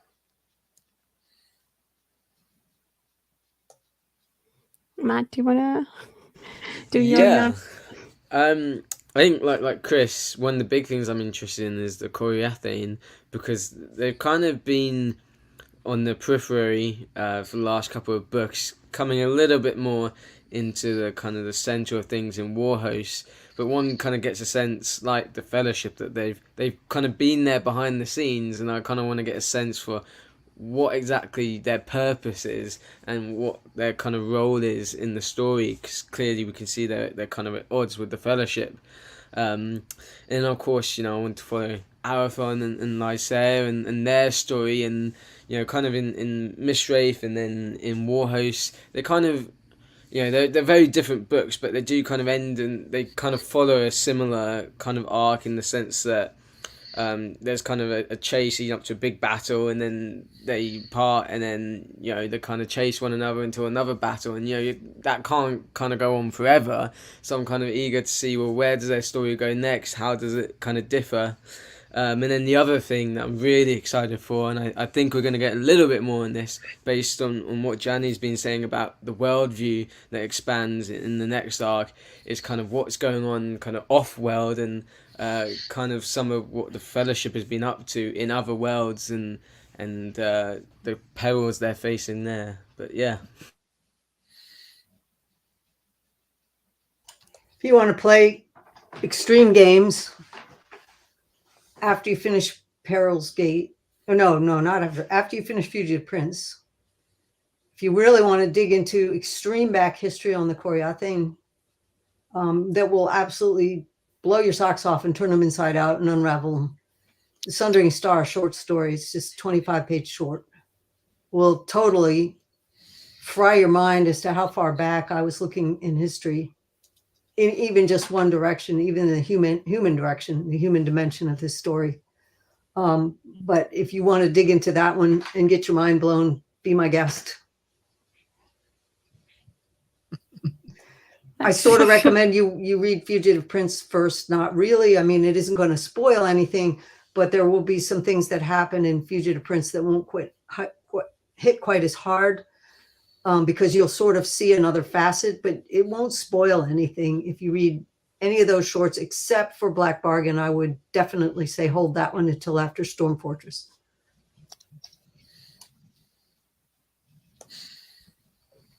Got to check that one out.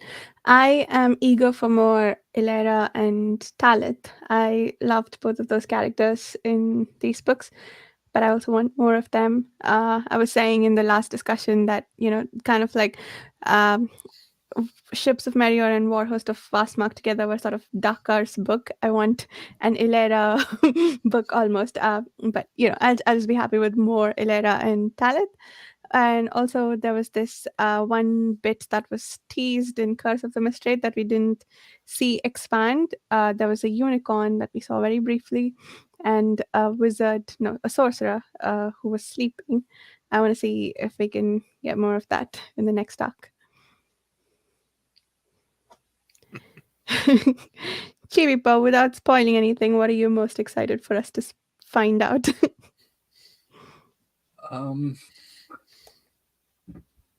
Lots of things. But yeah, I'll have to leave it at that, because a lot of what I, like, nope, I can't say anything. I'm sorry, I've been really quiet, but you guys have had some great thoughts and a lot of things I wanted to say, and then one of you brought up the exact thing I was going to bring up, so I was like, okay, I'll just let that keep going. We're working our way to become veteran readers like you. We're only about 15 rereads away, though. That's fine. But yes, for those who be a Fugitive Prince, yeah, keep reading. That is the plan. Nice. One thing that you're going to find as you go forward is the women in the book play a bigger and bigger part. And I know people go, oh, that's no excuse. The women should have been there right from the start. And that is one of the areas where the timing of when I released this book came to matter a lot. I'd just come off Daughter of the Empire with Ray. I know it was an uphill battle, and even still, getting a book out there that had a female lead.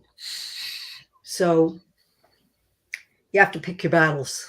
Mm-hmm. But you're going to get your wish on that in ways you won't expect, but right through to the final volume.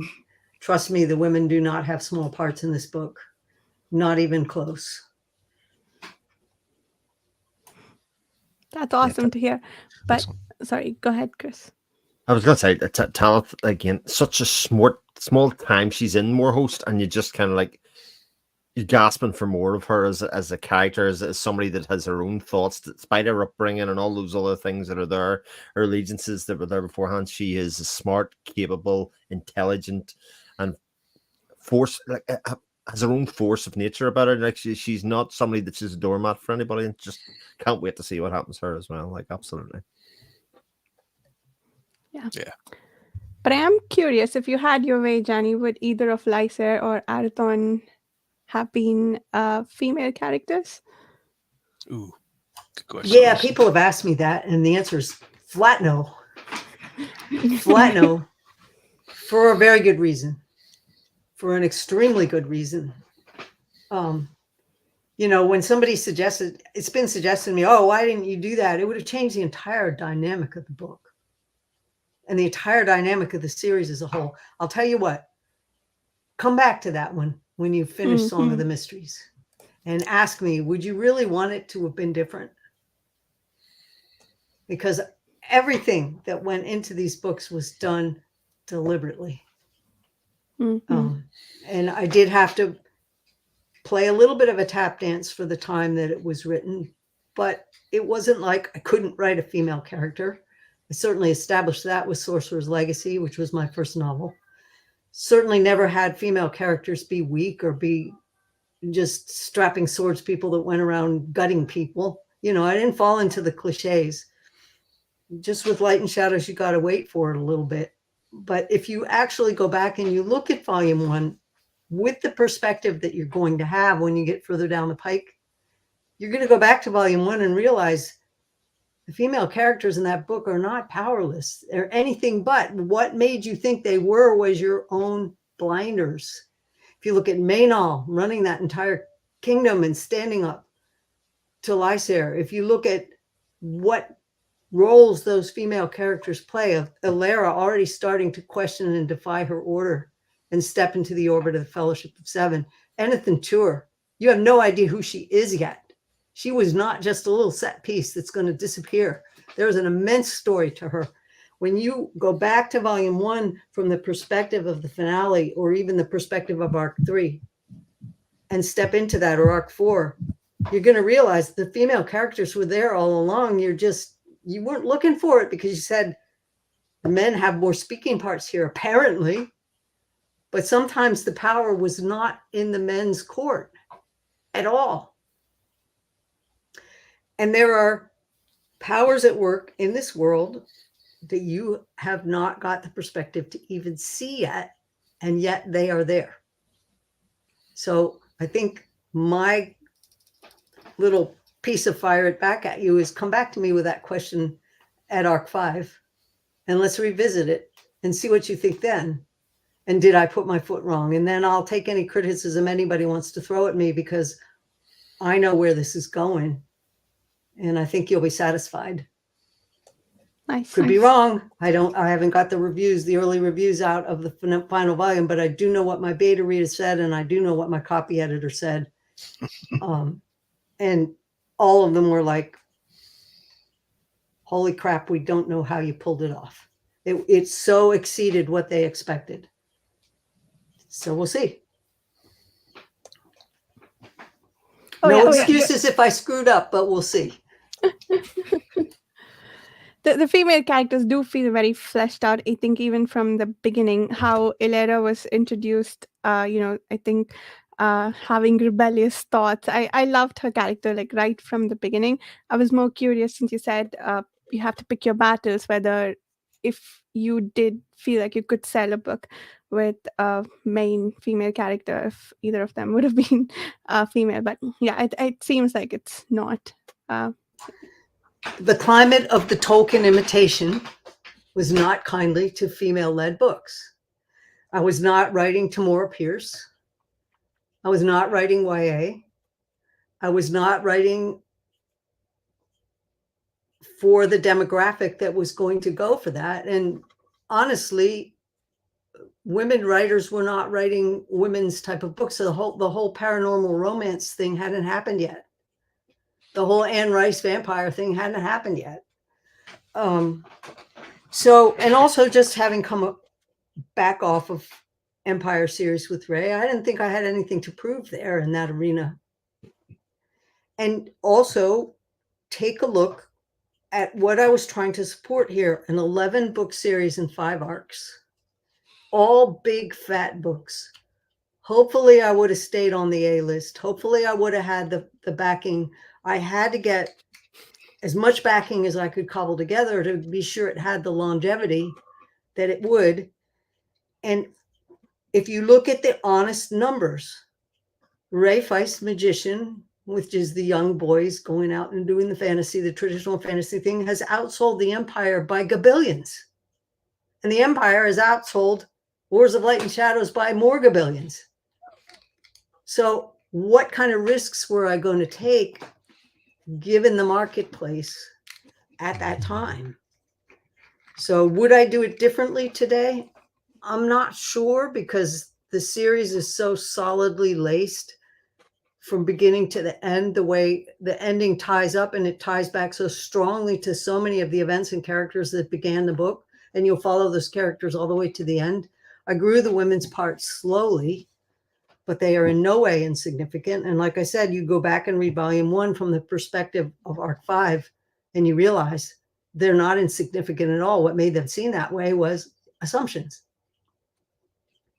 So I will take any heat I get from the readership, because the books are done now. Would I do them differently? I can't answer that because this was a 50-year project begun 50 years ago. And I had to put it on a footing where it had a chance of surviving. And even then, I watched the foundations get dissolved out from under it again and again and again. And the internet has not been kind in many ways. So proof's in the pudding, time will tell.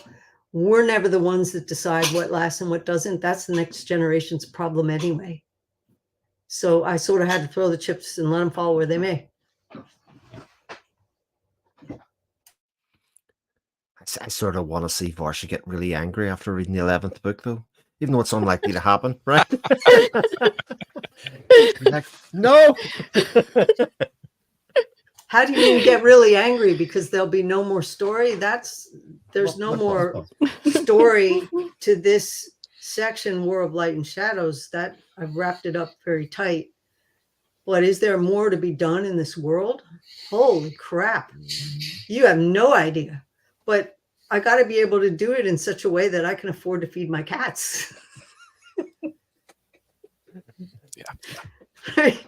Gotta feed cats.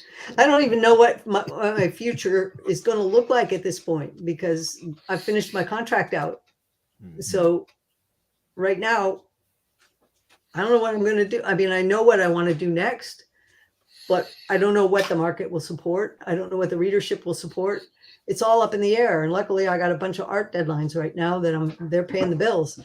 But everything that I'm going to base that decision on will be what happens in the next 365 days. So not my problem until I get there and face it. But yeah, I'll probably start. I've already got projects started being written. Some of them relate to this world and one of them does not. I could go in a whole other direction and write thrillers. I have no idea what I'm going to do. It all depends what happens in this 365-day window and how fast this series takes, if it can take it all. Or, final book comes out and then it vanishes. Who knows? Who knows? I hope not, but who knows?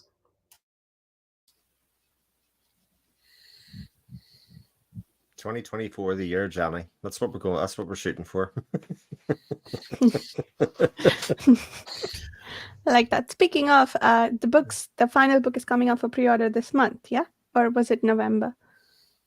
Final book was supposed to come up for pre-order in September, and I understand that they went and flung it out there now. There's no artwork on the page because they didn't do a cover reveal and they held me back. I just got the cover with the actual typography on it. The artwork for the cover was done in May. So yeah, you can go out and pre-order it now. The cover's not on there. I would love to have feedback as to what you guys think I should do to cover reveal this thing, because I'm sitting on it and I can release that at any time. The publisher held me back and now they pretty much said, oh, it's your call what you do with it. Just let us know so we can coordinate. So it's up to me. But I would like to reward the people who have actually invested time in this series. So if you have ideas, fire me an email and get in touch with me, because I'd like to give you guys the first shot out. All of you guys, you booktubers that have been supporting this series, deserve to be the ones to step into it. And it's beautiful. It really looks pretty. So that's where we are. So yeah, you can pre-order it now. It's not technically when they said it was going to happen, but that is technically what's going on. There are live pages both in the UK and the US.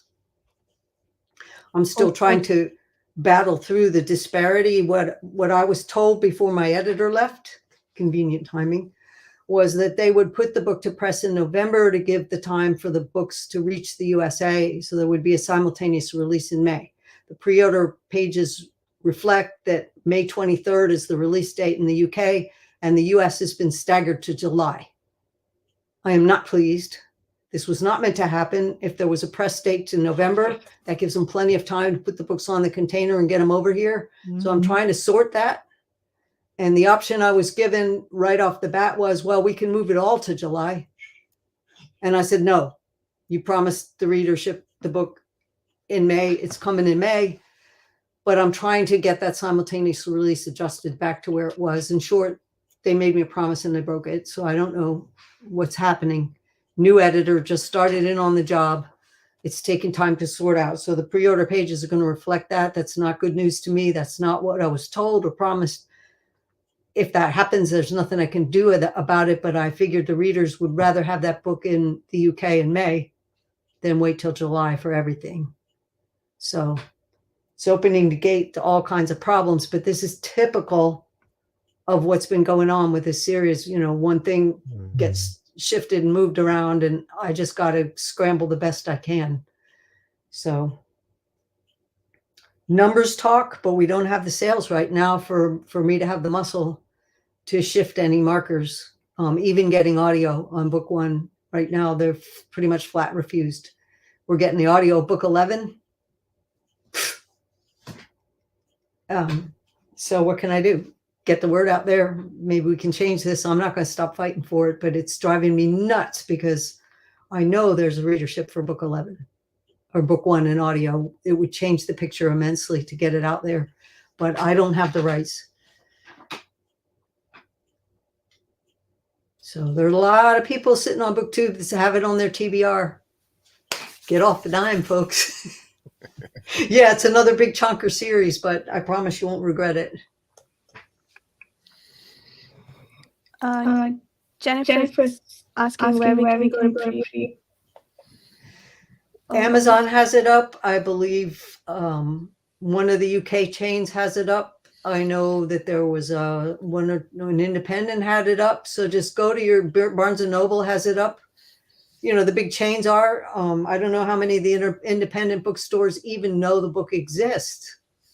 You know, they're independent bookshops that don't stock this, don't even know it's there because there has been no publisher support for it. So Chapters Indigo in Canada, do they have a pre-order up? I doubt it, but I don't know. But I know that it showed up on more than one site. So you should be able to find. So it's not tied to the 10 book series on Amazon? It should be. It was up on Amazon last I knew. Maybe they don't have it up for Kindle yet, but Kindle edition doesn't exist yet because they still haven't got me the page proofs. It's up on Amazon UK for hardcover, not Kindle.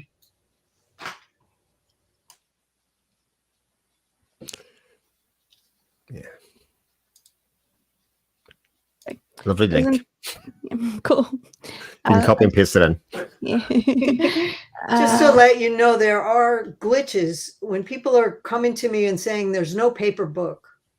The scalpers have the front page, people. You may have to search for the real page, but there is a paper book. It just may not, the Amazon may not show it as the first vendor. You may have to search for it.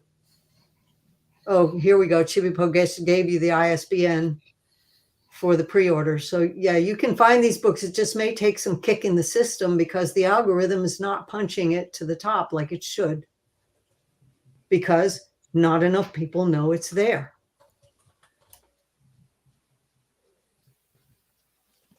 Chibipo, is that the US ISBN? Oh, I mean, can we find it on the US website if we... I found it when I was Googling the title for, to look for something, and I saw listings for it. I was like, wait, what? And found the ISBN. If you Google ISBN, it pulls up a bunch of listings for it. Blackwell's and a couple others, Barnes & Noble. And so, and then I tried plugged it into my local bookstore search, and they're like, "Oh yeah, we can pre-order that." And I was like, "Okay." You realize that this is going to be for the trade paperback and the hardcover. They're going to stagger the mass market probably by a year. Mm-hmm. So, I think once they printed that trade paperback, that's it. They usually don't go back. So I don't know what the future is going to hold there either. I really don't have any clue. It's pretty much, it's a business, and it's a hardcore business. Numbers do the talking.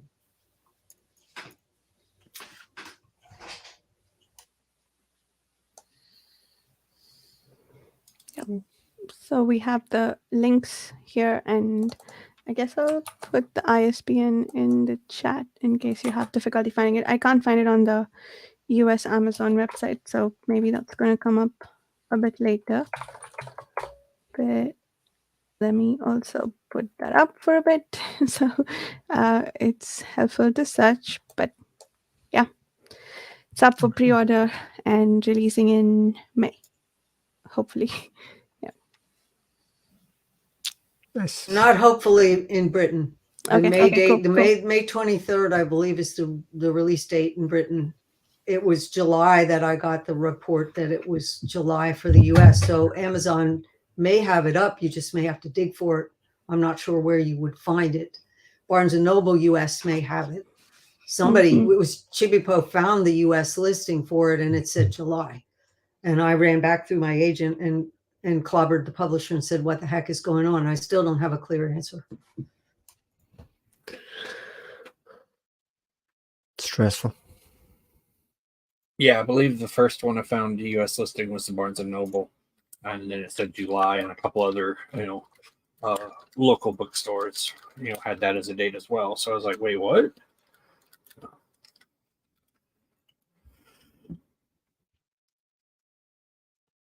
Yeah, I was guess assured that if I made all of my deadlines by the 1st of July this year, that would lock the November press date. And frankly, I made those deadlines happen. That would have been copy edit and artwork while my mother was dying.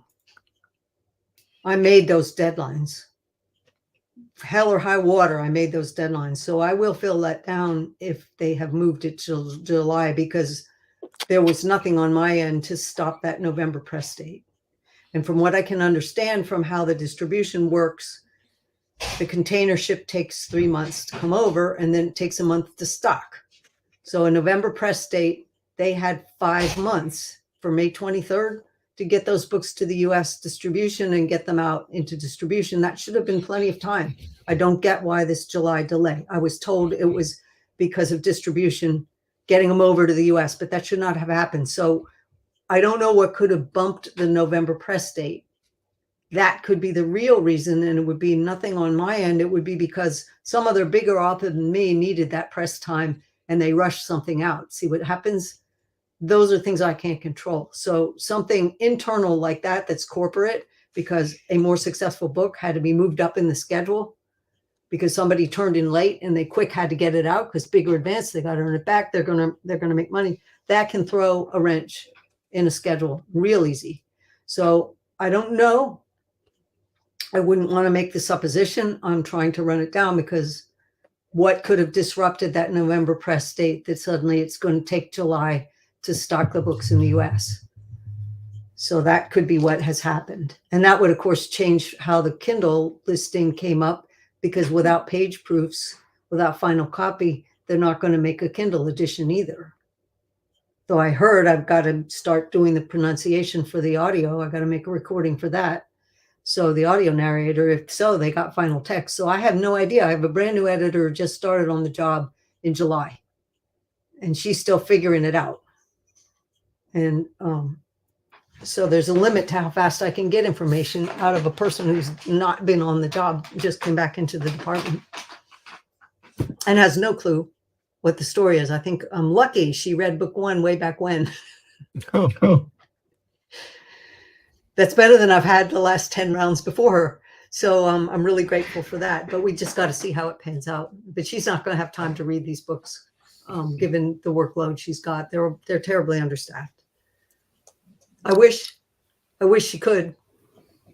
I wish that could change. But I don't know where the incentive is that would give this a priority in that schedule. So to be fair, these publishers are running under extremely short staff. Everything was cut to the bone, and it's wrong. They're being way overworked. So I have a lot of sympathy for what they can and can't do, even when it's at cross purposes to what we're trying to get done. They're doing their best. Yeah. Flaw in the system.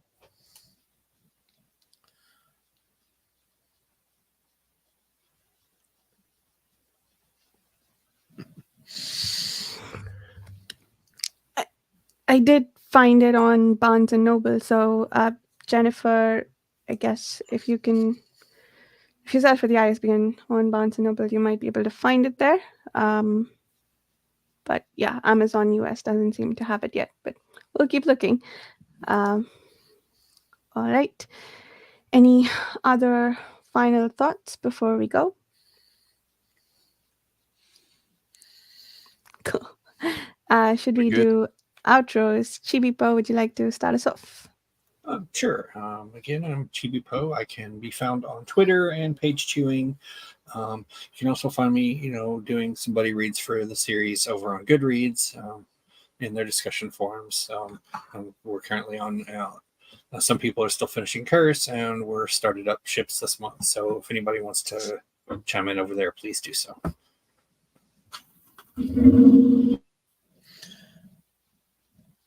And I'm Jared at the Fantasy Thinker on YouTube, and I also am on the Page Chewing forum as well, so you can find me there too. My name's Chris Mullen. My YouTube channel is just my name, Chris Mullen. You can find me there. You can find me in the Page Chewing forums as well. My name's Matt, also known as Miggins. I run the YouTube channel Hobbit Hole Books, although that's kind of on hiatus. You can find me at Hobbit Hole Books on Twitter. I'm usually around them also in the Page Chewing forums as well.